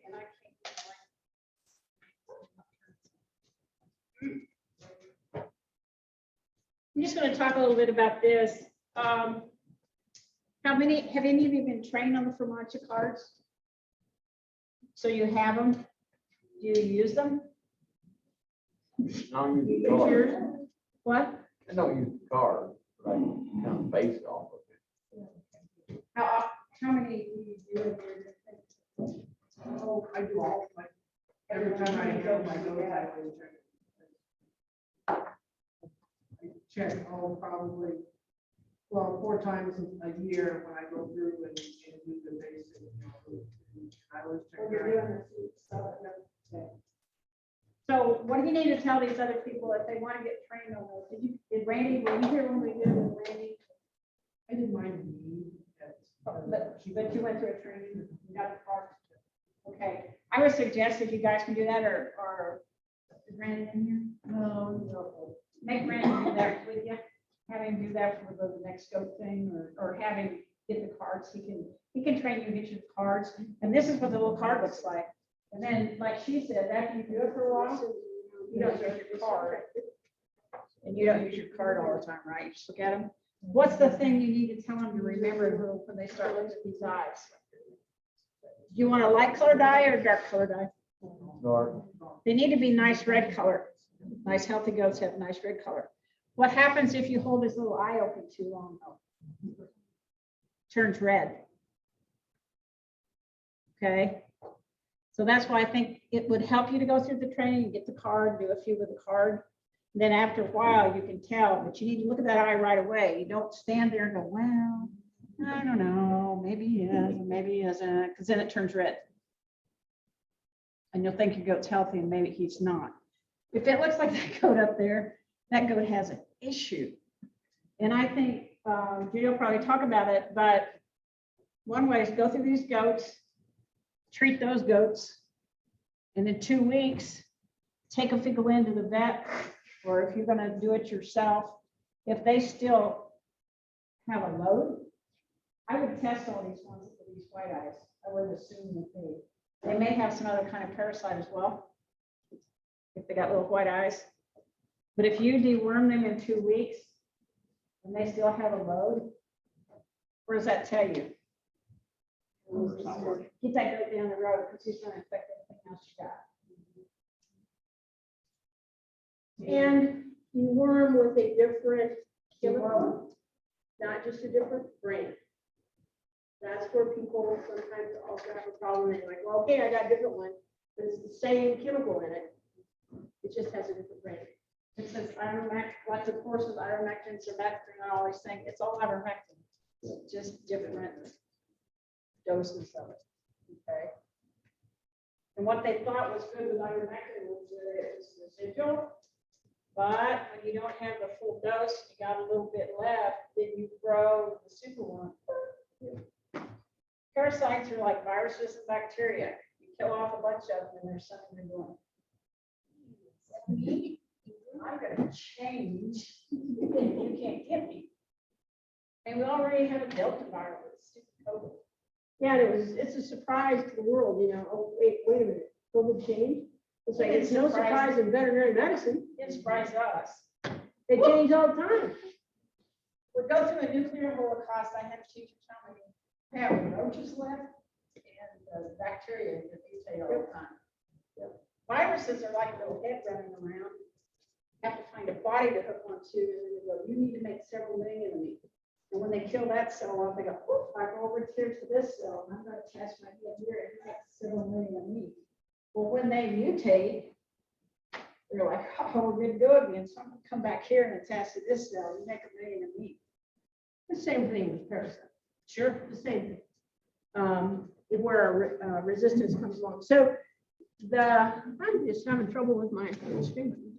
One of the problems you need to remember with dewormer, to my knowledge, I've been out of goat business now for several years, but I don't think there's any new generation of dewormers for goats have been for a long time. Because I know when we started, I remember it wasn't really clear for goats, was it? No. So that's an issue when you don't, why? How come they don't have a new generation dewormer for goats? They're not gonna. Mark can't make a boatload of money off of the dewormer for goats. Remember? Yeah. But you're gonna have to get a lot of numbers for them to dump their money into that. It's just like vaccines, it'll take 10 or 15 years. It's millions of dollars to get a new product. Yeah. And years. It's years and millions of dollars. It's always been kind of interesting in the news where they've talked about, you know, we have this new vaccine for coronavirus. Guess what? We've had it for animals for decades. So, you know, veterinarians sometimes are ahead of the curve. And oh, by the way, ivermectin was originally came about for humans and animals before anybody decided to do anything. But we're not promoting. No. Okay, thank you. All right. So dewormer resistance. We know we've got resistance is likely.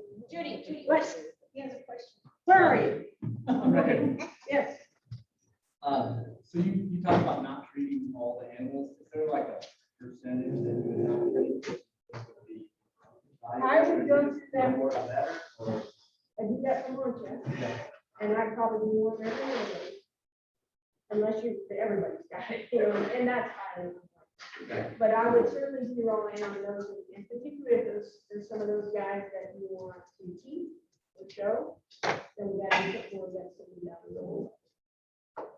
Okay, and then as far as like rotating products, or what I usually do is we're on hospital side after and we give an oral safeguard at the same time. Yep, those are two different drugs, absolutely. Okay. And so people are combining, and that's a really good thing you just said, because we're finding some synergism by combining 2 or 3. So synergism is 1 + 1 equals more than 2, right? So one of the things that some veterinarians have started to do is use 2 or 3 different classes of drugs and find some better ones. So that's So then would I be, what are the products that I use if I was going to just switch completely? There's several different types. One is a strontia base. You may see that. You have also the ones that are on the shelves around here are going to be something like Anacure, some ivermectin, some strontia base. If you go to the vet clinic, you might get a couple of others that are still okay and on the market. Some have come off the market.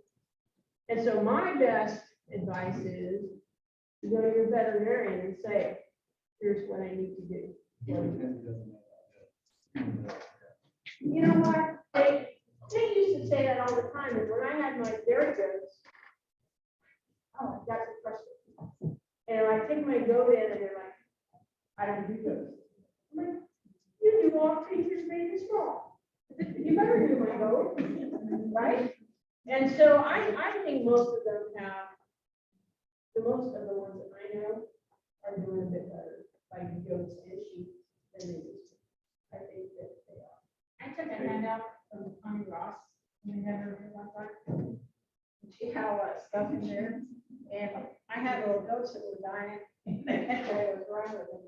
And I had a goat that was getting sick. And goats don't get sick very long until they die. Right? So I go in that thing, and I said, here, kill that goat, and send stuff in, and tell me why that goat's dying. And they did. And I think he still has my little goat handout. on treating goats, because it is different. You just need, but there's more people around goats. Call your, whatever state you're in. Yeah, now you can call Lincoln. They might take it to Iowa State. If I was in Kansas, I'd call K-State. They've got goat people in all these places. I assume they have goat people. They claim. When you think about it, the Wargo didn't come to us until 93, 94. All those guys were already out vested by then. So unless they have a heavy customer presence that has those goats, there's a chance that, and we have a few good ones, but there are some. Yeah, They some are. don't get the. Some are good cats and dogs. So you gotta find the right one. Who was mentioning Langston University? Somebody mentioned Langston. Yes. Langston University, Oklahoma. If you go on, Studies go. they just do go forever. They have books. Yeah, they've got good, publications. You can go take a course from them. They're really good.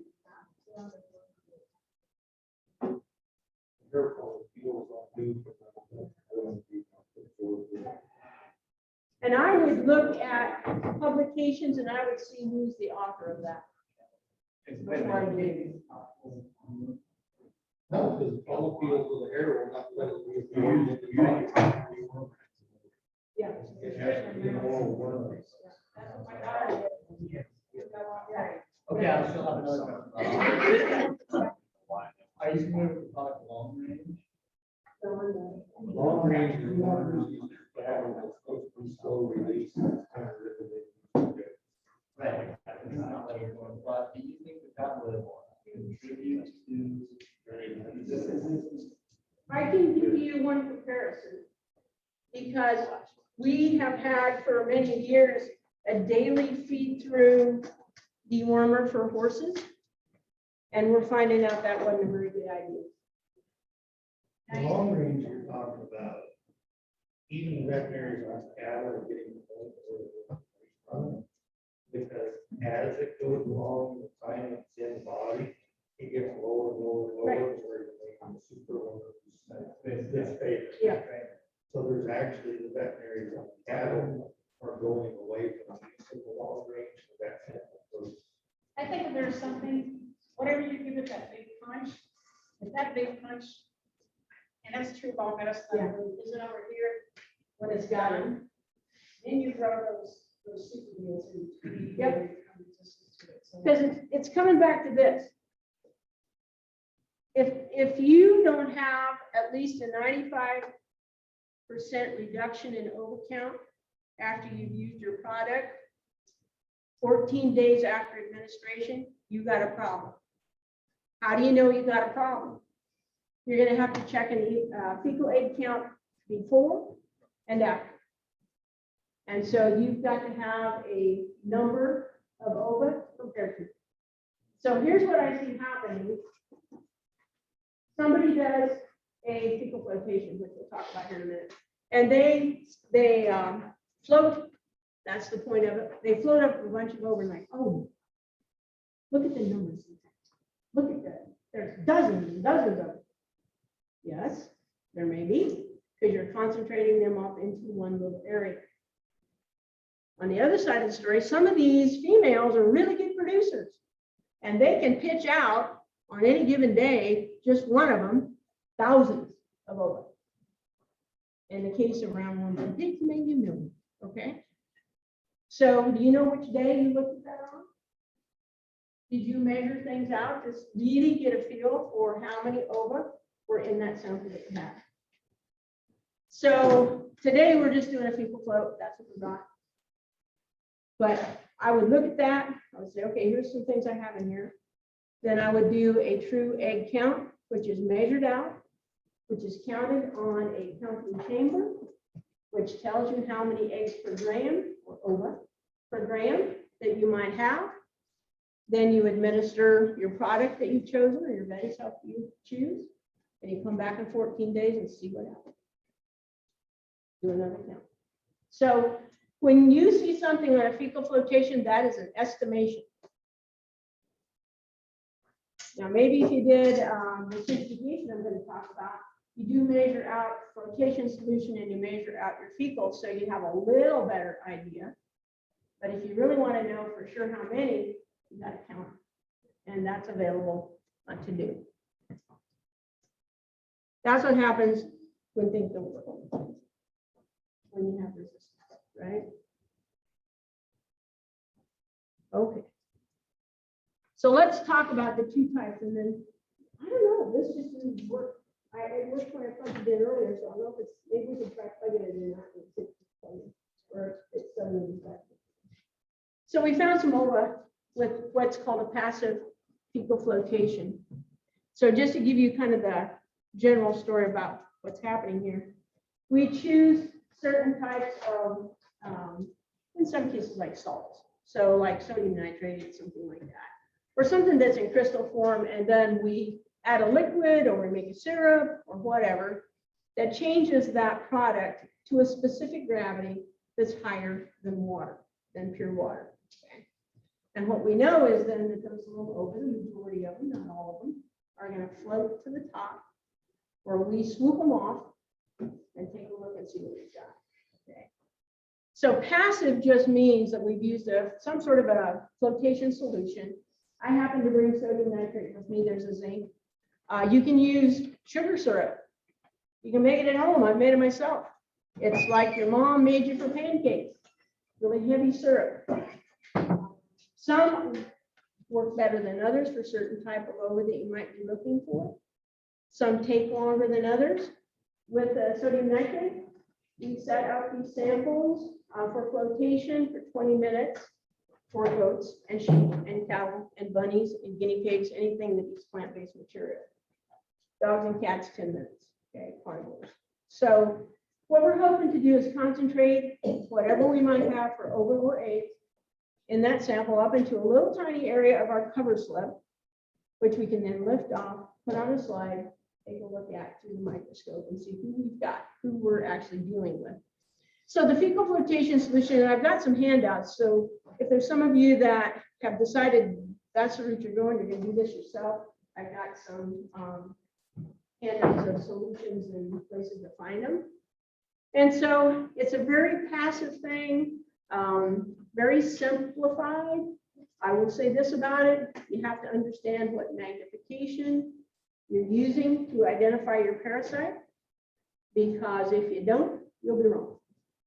That I do, right? So you have to pay attention to the guide that you're using. What magnification is that on? And what are you seeing your ova reflected on your soap?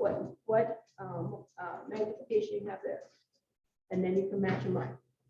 The second one, and I highlighted the second one, because the modified Wisconsin sugar method or centrifugation and sugar method, and actually can use some other things with the centrifuge as well, is a preferred method by most large animal parasitologists and veterinarians, because it combines, in this case, a heavy sugar solution with the centrifuge. You can use just the sugar to float over, but in that case, your cover slip needs to stay on that product for 3 hours. That's not very effective at a clinic that's doing things all the time. So they've found a way to speed time up by using the centrifuge. And if we use the centrifuge with the sugar, we can accomplish that task at 1200 revolutions about. We'll probably set it between 5 and 10 minutes. And then we'll lift that tube out and put a little bit more sugar in it, cover slip on it for 4 minutes, so we can speed up time trying to find those ova.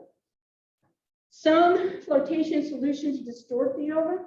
If you have the wrong solution for whatever you might be looking for, they'll shrivel up and you can't identify. Some will crystallize before your very eyes and you're trying to look through the microscope because of the heat of the microscope. So just picking and choosing who you're looking for and what you might use is kind of important. So on the centrifuge side, the reason I didn't bring all that is because my centrifuge is this big. And so you need to do some measuring, you need to do some straining, and you do that in every case. Are the little fecalizers going? I call them fecalizers. They're actually called that in books. There's a couple of little devices floating around. One's a little sleeve and a base and a little screen that goes in it. I use those at school all the time because you can disinfect and reuse those. The other one that has a little cap on it and a little green center portion that you can collect the fecal in, I defy you to clean it completely and sanitize it. It's a one-time use, throw it away. And these things cost some money. So that is also in my handout that I'll give you here at the end. And then finally, once we found something, let's go get a real count.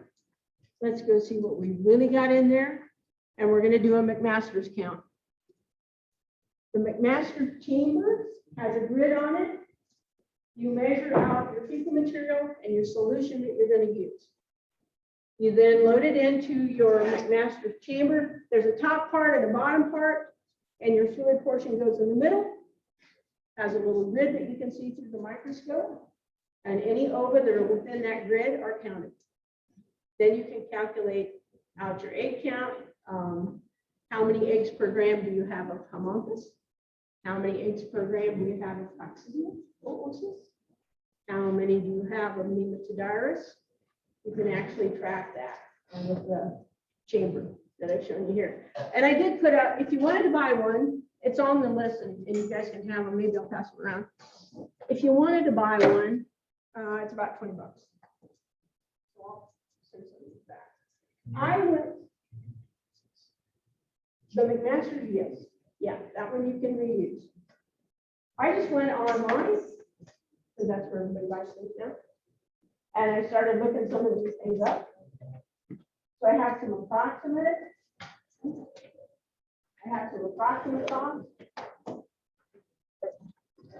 of some of these devices. So I found on Amazon a microscope. It's not a scientific microscope. These are scientific ones. What makes the difference? Why are they better? Resolution is better on a scientific one. You have more light adjustment. Light adjustment is very important when you're identifying ova. I found one on Amazon for $100. It says student or home use, right?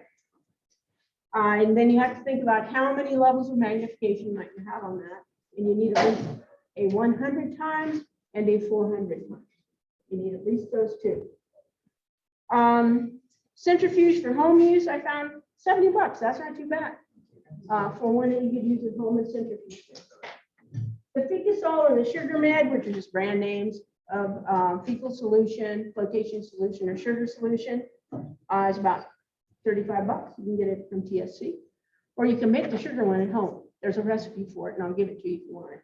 You can make your own sugar solution. However, you don't want to put it in your refrigerator at home because you need to add some formaldehyde to it to keep the bacteria from growing, and you don't want anybody to accidentally taste it, right? So it has that warning. The little devices that are going around, I found some on Amazon, $41 for about $50. That's not bad. But if you get those little ones with snap-on lid, when you're done, you got to throw it away, or you'll see every time you use it, you're going to have the same parasite over and over, so you can't get them out of there. They're microscopic. Glass slides and cover slips, about $15 for a 50 count from Amazon. The conical bottom tubes, if you want a centrifuge, they're about $90 for 50. They're a little more pricey if you want to do the sugar. The McMaster's is about $20. That total is about $371 to run those yourself. That's not bad. I didn't think that was bad, especially if you're going to reuse it. The downside I can see on that is you need to truly understand what ova you're looking at. That's what's going to be very important. So I just called our local clinic and said, hey, what's it cost for you guys to run a fecal and ID things for me? $12.50. You know, and you get an educated person that tells you what you've got, right? So, I mean, I can look at it in a couple of different ways, as you would look at it in a couple of different ways. I think you really have to see what's best for you as you decide. One of the other ones I wanted to mention, I don't know if let me see if I put that. Yeah, the other guys. The little protozoa called coccidias, everybody aware of them? Coccidiosis. those little protozoa, when you find them as an oocyst, and one of these I'll put up in a little bit, and you guys can come by and look at them if you want, is this tiny little guy. You have to know what you're looking for to see it on a microscope. If you have your light set wrong, you'll never find it. The little thing you see is called an oocyst, and it is the parasite. It's not a baby parasite. It is the parasite. And they invade the villi of the digestive tract, and one by one, they destroy cells. They destroy cells that absorb nutrients, and when they have destroyed that cell, it doesn't grow back. Well, it's just a tiny little guy. And it's just going to destroy one cell until you understand that there's literally thousands and thousands and thousands of them doing that job. So you may find in that case, some of those clinical signs are pretty much the same, but one I would also include, along with the scouring and diarrhea, is some bright red blood and a lot of mucus. That's what comes along with coccidia. Because as those cells are being destroyed, there's that bleeding that's happening and that inflammation that's happening. And wow, to me, that's another one we need to worry about. Can we get rid of it? Never, ever going to get rid of it. It lives where you live. If you have it on your place, it's on your place.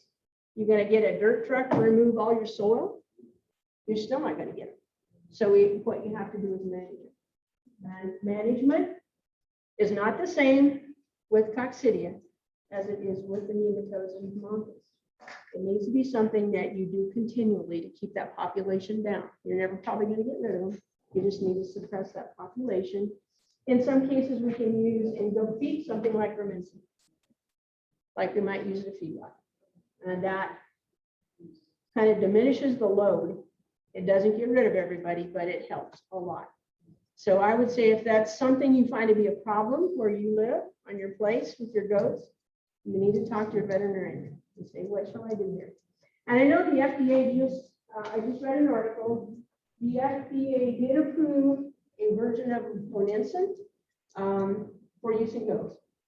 So that might be something you ask about. I also know that you have to be very careful in how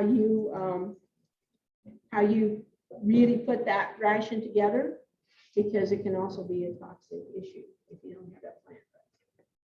Yep. You know what? They're in ruminants. There's about 7 different versions of Iberia, which is one of the versions. Isosper that lives in some of like our dogs and cats and birds and things. There's probably thousands. Actually, they say on Earth there's 65,000 different birds, some of which can't get in a person and actually parasite a person. So once again, I'll say when you're handling that piece of material that you want to analyze, you need to keep that in mind. So yeah, sometimes it can cross species. And by the way, pigs can have them. So it's out there for everybody to perhaps encounter. I've got a slide, and I'm going to see if I can pull it up. That's got both homunculus in it, and also the oocyst of Iberia that was found in the lamb. The one other thing I'll mention, if you want to do this thing, right, then you need to think about your sample quality. So you need to have a fresh sample, and most people will actually collect that right from that individual with a glove hand. You're going to reach in and get a little bit of poop. And I always tell my kids, you don't need any more poop for an elephant than you need for a lamb. It's just a little bit, okay? So here they come to class, they said, find a sample, okay? 5-gallon bucket. That ought to do it, It needs to just be the size of your throat. They're bringing me 5 gallons of horse poop. It's all over the place. But fresh, keep it cool, not frozen. Write this down. If you think you're going to do this, fresh, then get it cool and not frozen. Here's why. If you let that warm the least little bit, guess what? They're going to go ahead and live their life. And they're going to change into that L1, that L2, that L3, and I define it at that point in time. You have to find them where they're in overform to really truly be able to identify them. they have become a larva, it's just another pretty face. You can't tell who they are. Fresh, cool, not too hot, not too cold, or you just right. And then you're gonna take it to either your veterinarian or you're gonna do it at home if that's what you like. See if I have anything else. Oh, and then I didn't even talk about tapeworms and flukes. We got those too. In Nebraska, we got both of those. And by the way, remember when we talked about pasture management? If you have standing water, all of these guys are a possibility. Flukes, they like water, they have an indirect life cycle, so they need snails. Tapeworms, they're out there everywhere. You find them in ruminants as well as dogs, cats, and humans, right?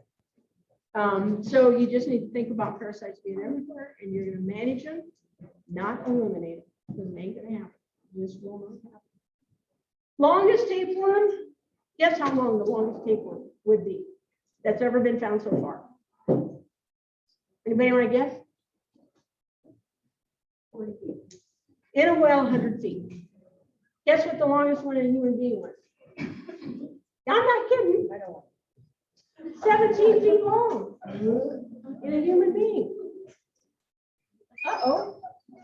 But I bet they were skinny. I bet they were skinny. Okay. All right. So what's the story? We didn't even talk about the parasites that live on the outside. That is a whole nother story, right? So impact your economics, can be fatal. In many cases are, especially we always worry about the very young and the otherwise compromised. Just like we talk about for human beings, right? They're sick with something else, they're brand new, whatever. Have to manage them from every aspect, not just finding them and saying, oh, I've got this one. Okay, how are you gonna manage it? How are you gonna suppress the numbers? What are you gonna do? And they're never gonna go away. You just need to manage. Okay. All right, other questions? And we'll see if we can see some. If you want to look at some, I had to pull up that other slide because it's the coolest one, got thousands of oocysts and several homunculus on it. So I'm going to see if I can pull that up. Other questions? What's your theory on, you treat one animal with one type for wormer, the other treat, give it the same shot, or you decide to call that animal? You're culling. Well, you know, statistically, I'm looking at the articles from people that really know all these things. I think that you have to help choose the number for your area. That's very important. Because that's the area, know which ones are the problems. And so you say, okay, here's what I found, and then this is what you can use. And then you look at that in 2 weeks. That is what's trying to do. Prohibit contact. That was what we consider our last ditch effort. What's in it as far as that? I don't know all the brand names. I just know the parasites. I like the vet worry about them. And they should also know if somebody's having thermal resistance on something, that's where they end up usually, is at the vet trying to figure out what else. They found resistance. Yeah, because you won't be the only one. They will have other people come in and say, yeah, you know, what have you been having some success with? And so that's who I talk to for the critters that I have. I guess what's going on? Really, check stuff you're buying. Not that anybody would ever say you're resistant. Yeah, yeah. Yeah. Everybody sees the one, I'll put my pictures in. The one I'm talking about, you can't reuse. Is this one that has that separate on inside. I can't get it open now. Once it gets snapshot, it's hard to get. Anyway, you can't clean it enough to reuse it. You cannot get all the potential over that might have been in there out. You need to throw it away, start again. Okay, I'm gonna go see. Anything else? I'm gonna see what I can find you guys. And then you can come by and look. So what did we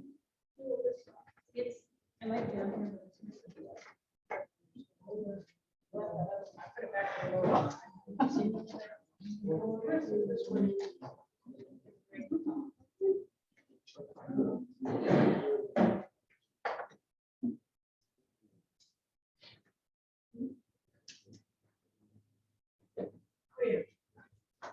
got it right in this view, this is low power view. If somebody wants to come, I'll help you see in Camote. And I will help you see Obsidian and Ovaduator side by side. And you can adjust it in your eyes. There's a little glass one. And then there's a blue one. The big one. And all the little ones. And a little way.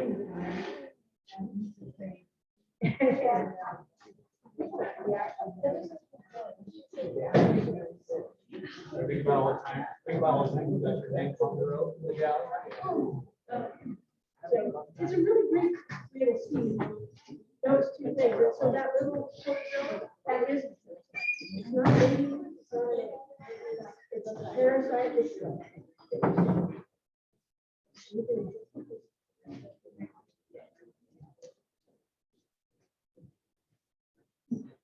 That view just.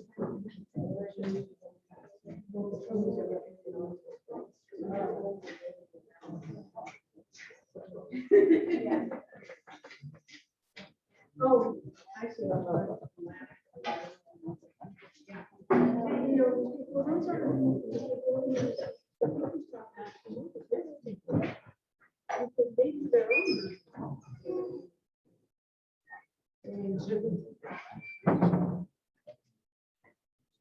That can do, yes. it can help, because what you do by the social parasite is that they know that they're gonna come up on that later in that view. And then you'll have a picture, right? Because they know some animals will likely to be just.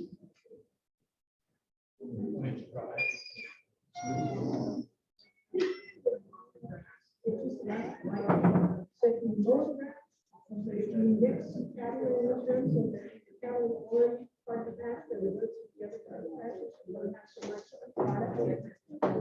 You actually need. And any standing water needs to go. So the little. Yeah. They are clear like glass. The little green. And then the bigger one is little.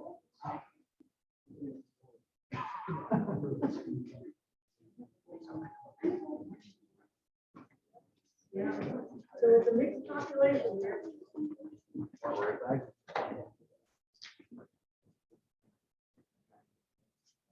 So I have a version of the new code. And then the others are the codes of Nigeria, which is a conservation.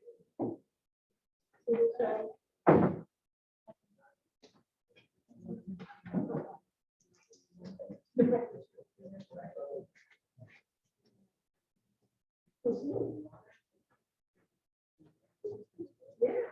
How little those codes are.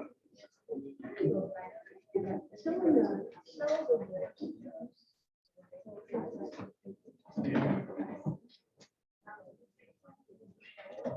Yeah.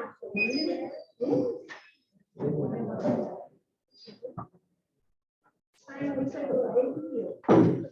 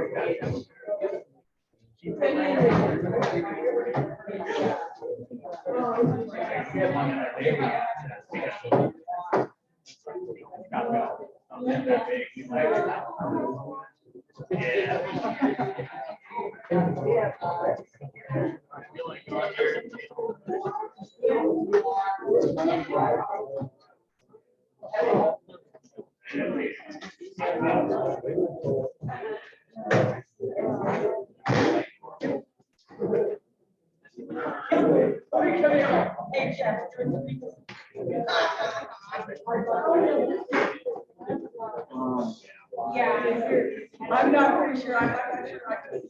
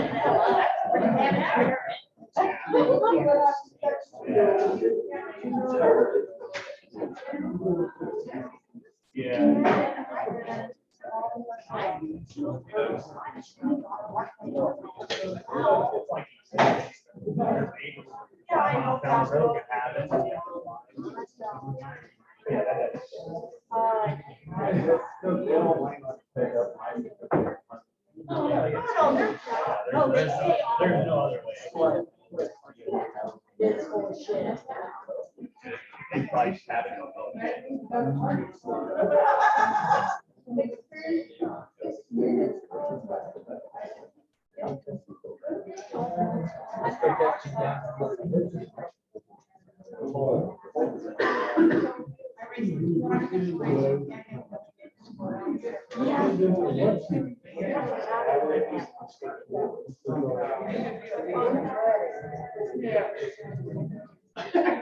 No, it's.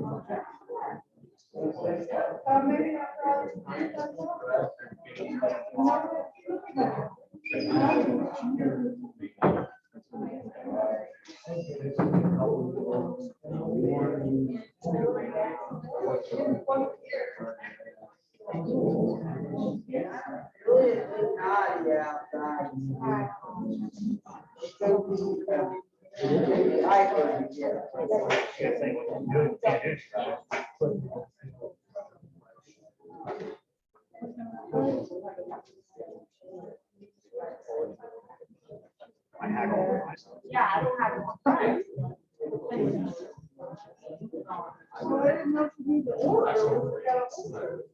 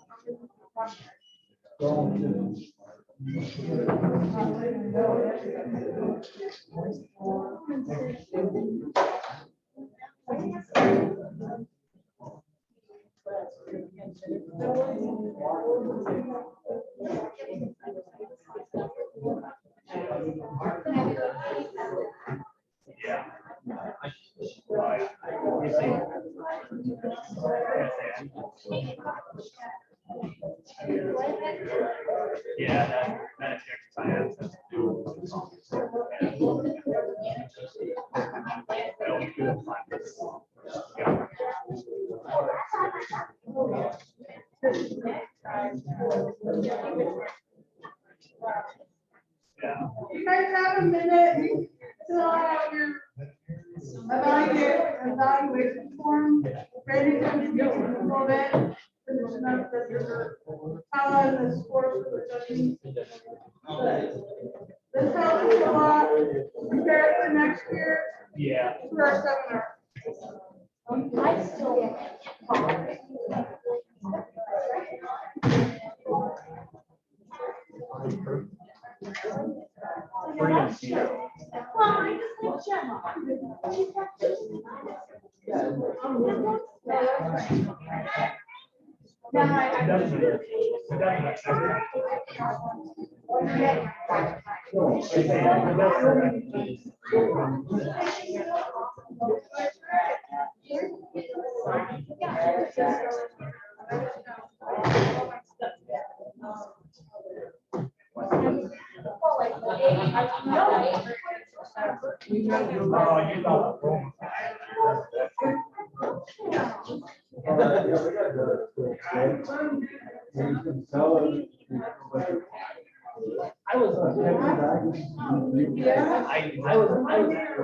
I just like She called me freaking out because he got out of my office, got a hold of it. Not thinking. It's, you know, like she just reported it like that. I get freaking out.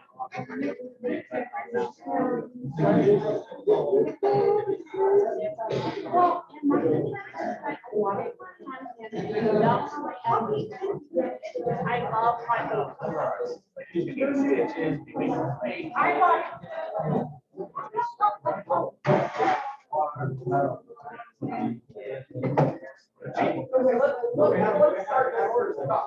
I haven't watched it in a time.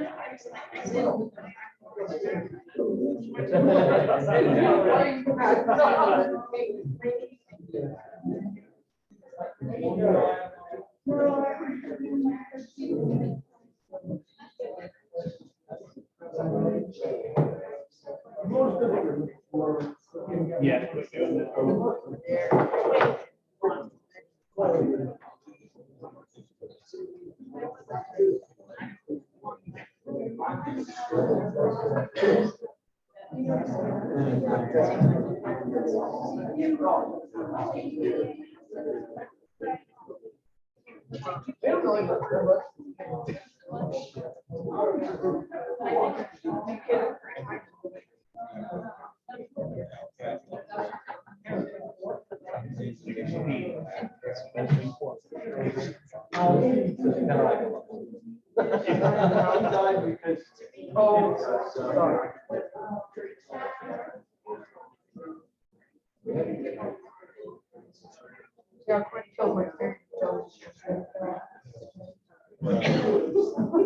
She had a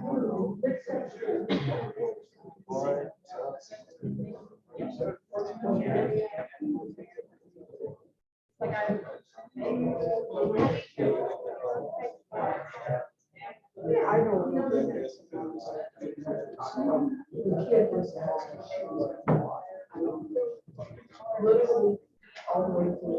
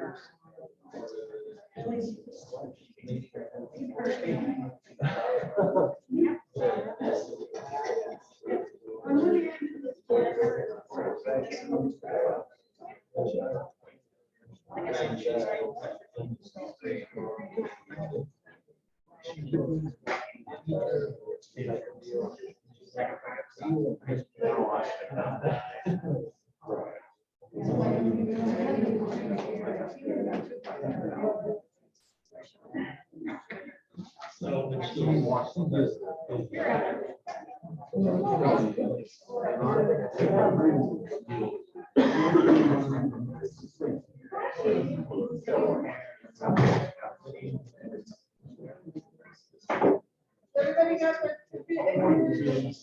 It's a raffle. If you want more raffle ticket? Yeah,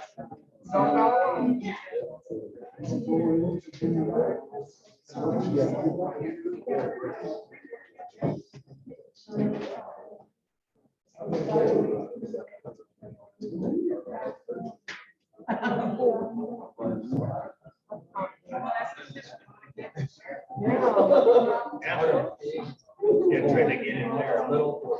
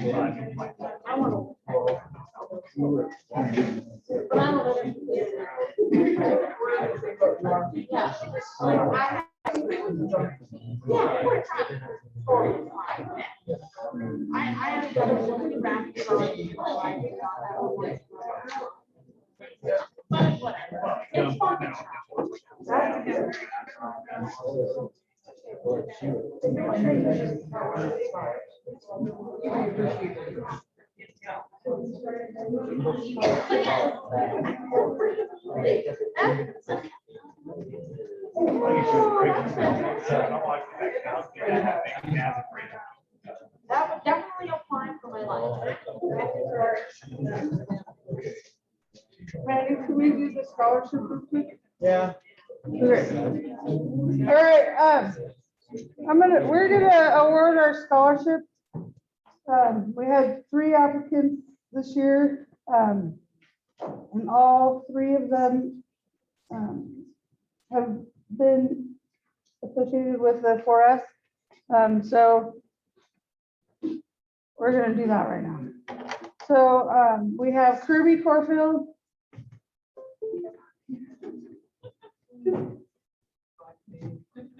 Kirby has been helping us with the expo since she was, I don't know how long. Well, at least 10 years since it's been in North Pot. So we're gonna give her a scholarship. Congratulations. And we have Michaela Hood.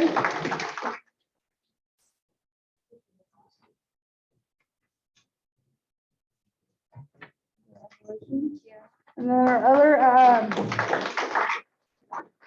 scholarship recipient is Matt Bruns, and I think he's ex-Sarving, showing, doing something.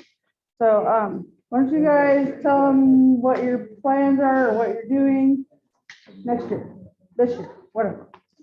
Okay, I'm going to college in Shattered State and I am studying secondary education in biology. I'm going to Mount Marty University, which is in Yankton, South Dakota, to go run track. And I will be majoring in biology and going to a pre-vet program. So, congratulations. How you guys help us tomorrow? You're welcome. So I know it's been a long day and I'm not going to be very long, so I don't have very many slides. So I just want to talk about, we did a lot of work with budgets and people got really tired of us asking for numbers. So now we have a budget put together for Nebraska, and I'll show you, you can make some adjustments to it, and I'll show you where you can get it. But if you go to my website on there, if you just scroll down, you'll find enterprise budgets for Nebraska. And you can go there, or you can go to the Center for Ag Profitability, they'll be on there too. I have a link to it. So we worked on this for about a year, put it together. And what I want to do is I'll show you kind of some things that I got on it, and I'll show you the budgets here in a minute. But what I did is I looked at number of kids, the cost per doe, the revenue, the profit of all costs, and the profit over variable cost. And I used the figures we have in there. So the figures we have in there are a little high right now. I think we have $4 kids in there, which they're not bringing that now. And you can adjust that, and I did adjust it. So They are bringing. 4 in some places. Yeah. Okay. So this is at $4. And so what I did is I looked at number of kids, the importance of having twins really shows up in profitability. So if you just get one kid, you're about $90 in the hole if you take out all your taxes, depreciation on your fence and stuff. If you just figure variable cost, which is just your feed and all your inputs, you would have about $29 left. But you're not going to probably pay your taxes and stuff. So that's why I have these two numbers to kind of show you the difference. Most people think in the terms of variable cost, because what could I make over what I put in, and they don't think about their land costs and their other costs. And that's what this total one is. It's for all costs. If you got 1.25, again, even at 1 1/4 kids, you're still losing about $36 a doe. This is a doe, okay? However, your variable costs, you're going to cover them, but you're not going to cover all your capital costs, like your depreciation on your housing and so forth. 1.5 and 1.5 to 1.5. And this is where we figured ours at for Nebraska, about 1.5 kids per doe. That's about what people tell me. You may be different than that, so you can put your own figures in there. So you're covering all your costs at about a $16 profit at $4 a kid. At 1.75, you can see that really goes up. And at 2 kids, you can see $126 a doe. That's better than some cows will do sometimes. But it depends on how many multiple births you're getting. If you're just getting one, that single is costing money. I'm not talking registered. I'm talking, this is more of a commercial operation. But it'll be the same thing registered. How we would work because you have more costs. So just wanted to say the importance of selecting for multiple births is key to profitability. And that's what this shows. Okay, here's how our budget works. So you can see, you put all the figures in, and this is what you'll come up with. You can see on this one, we made about $126. So it depends on, that's the one that's in there. We put this budget together by talking to goat producers in Nebraska. Cornfields were a big one, but everybody that was here last year, we talked to, and we put these costs in from last year's group of people we talked to.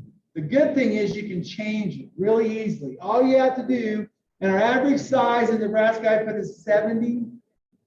I don't know if that's correct or not, but that's what we have. But you can adjust it. You can put as many does in there as you want. And all these yellow figures can be changed. So you can change them. We have a kid death loss of about 11%. I had it way lower than that. When I talked to producers, they said about 11%. I don't know how accurate that is, but that's what producers were telling me. That I had it at 5, they said something. And so we moved it to 11, but you can change that. All these numbers can be changed in here, which is nice. So you can really tailor it towards your operation and see where you're at. You can see, and then we have how many pounds of corn, how many pounds of protein, how many pounds of prairie head. So even we've got finishing kids. We marketed a few kids at weaning, a few at finishing, and a few at carcass. You can also change that. But I wanted to show the difference between the two. So you can adjust if you're like selling to the guy in Minnesota and you're selling all by carcass, you can put that in there and see if it's profitable or not for you. This is our revenue side. So there's our price on bucks, on does. $1.60. I guess kids I got at $4.45, which might be a little bit high for now. That would be for the wean kids at 45 pounds, 45 pounds. Versus this is this would be your 75 pounders at 412, and then carcass weight at we did 550 550 a pound or $550 a hundred. And to figure this price, it's about 50% of that, right? So it's going to be higher because they cut about 50%. So if they cut lower than that, your price might be less. But that'll give you an idea if you want to just look at carcass. You want to look at selling to that guy on carcass, you can put all your numbers in here and see where you're at, what you have to have. So we had a gross revenue of about $35,000 on 70 does. I don't know how close that is to people.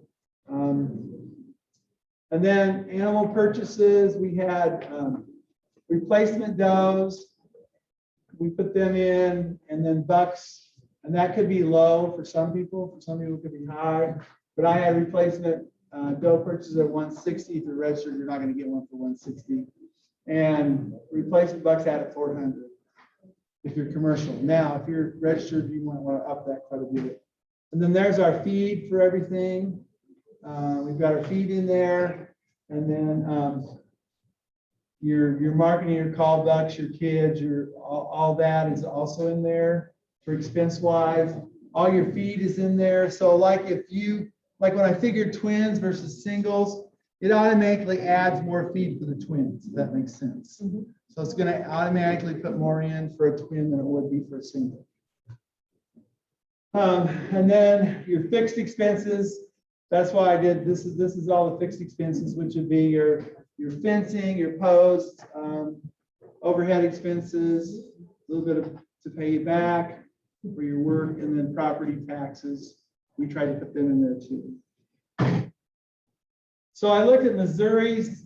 This is Missouri's USDA thing because it was the closest state I could get. I do have some from Kansas too. That was their prices, so I put them in. So I put call bucks in at 215, call does at 232. They had wean kids sales at 297, but the bigger kids actually sold better at 337. So when I did that, as you can see on this little screen here, if I'm not standing in your way, at those prices we were losing money. As far as direct costs, we still were making it as far as variable costs. So when they start going down this 297 with feed costs and stuff, you might want to, it's a little harder at 337 to make that. And of course, we're putting all our costs in, and if you've got cattle, you may share those costs between the cows. So that makes it a little different. This is just a goat operation. So I looked at Colby, Kansas. I just had to pick prices out because they don't do an average like that. Missouri one had an average, so I just used the average. And at Colby, about $71.33 a doe we were losing at these prices. I had bucks in at 210, those in at 170, wean kids at 355, finished kids at 280, which is a little low, it sounds like, when I put my prices in. But you can put prices in this budget. All you have to do is get online. It's an Excel spreadsheet. Anything in yellow you can change. So you can really look at your operation and see how profitable you are without having to do 1,000 figures of your own. You just put it in there and it'll figure it for you. And so that's why we spent all the time doing that last year, is to try to develop this. Nebraska, and so it's so popular. We've been asked to put it in Spanish for some of the people that they're training here in Nebraska that are Spanish speaking. We've also got a call from South Africa wanting it, so they liked our budget too. So, and that's the original Orgo people. So I felt like we did a pretty good job. Doesn't mean we have the right prices in, but at least we have the stuff in I think that we need to have to look at how profitable we are. So take home points I have is, the goat budget could be used to help with marketing, determine when you want to market. We know when your market's going to be important for you for price. Look at ways to be more profitable and determine if you want to add goats as an enterprise. And at the bottom of all those sheets, and I didn't show you that, it tells you what your break-even price is you got to get out of your kids. So wean kids on ours, it said 561. Finished kids 470. That might be a little high, but that's what we had as break-even. So it kind of figures your break-even price. And I like to use that even when I'm marketing cattle to know, hey, where am I at? How am I doing? Do I need to make changes in my marketing program? But it'll do all that for you. All you have to do is you can go online and get it. But if you go to my website, it's got a direct link to this budget. Or you can go to the Center for Ag Profitability and just put in enterprise budget for sheep and goats. There's one for goats and there's 3 for sheep, I think. So the work we did last year after all that work did pay off, right? We actually got it in the On that first page where you have the increase in cost. Yeah. Based on how many kids they have, does that do what the kid eats or because of increase? So on this one, so it's gonna say, as you know, the cost per doe goes up, right? That's because of what the kid eats. And maybe there's a little bit for the doe too, if you got to feed it. A little bit more. So we know that if you wean 2 kids off that doe, it's gonna take more feed, right? So that's why that's most of what it costs. That's why you see a cost increase here. But you also see a revenue increase over there. It's still a good deal, right? And it automatically adjusts depending on what you're putting in. So if you put 1.5, it's going to take that much more feed. If you put in 1, it's going to just put in a single amount. Put in 2, it's going to double. Right? But it's mainly the kids cost. We have some creep feed in there too. And some people may not creep feed, but we did put it in. Most people I talked to use some creep feed. And you can take it out. You can take it out of there. I just in this one. Let's see right here. So if you look here, feeding. Okay, there we go. So 75 days, 80 pounds, average daily gain, kid loss. There are some things you can put over here. You can change some of that feeding in there, and that will change. But we did put 3 feed in there per kid. So all those on that first page, like more scenarios through this. Yeah, I left everything the same. All I did was change like the 1.5, which is like right. It's not this one. It is. We got to think here. It's 1.5. Somewhere in here it tells you how many. I put 1.5 instead of 1, or I put 1 and then I put 2 in there. It's I keep thinking it's in here, but I'm not seeing it right now. It's right here. This is 2 kids per doe on this one that I'm showing you.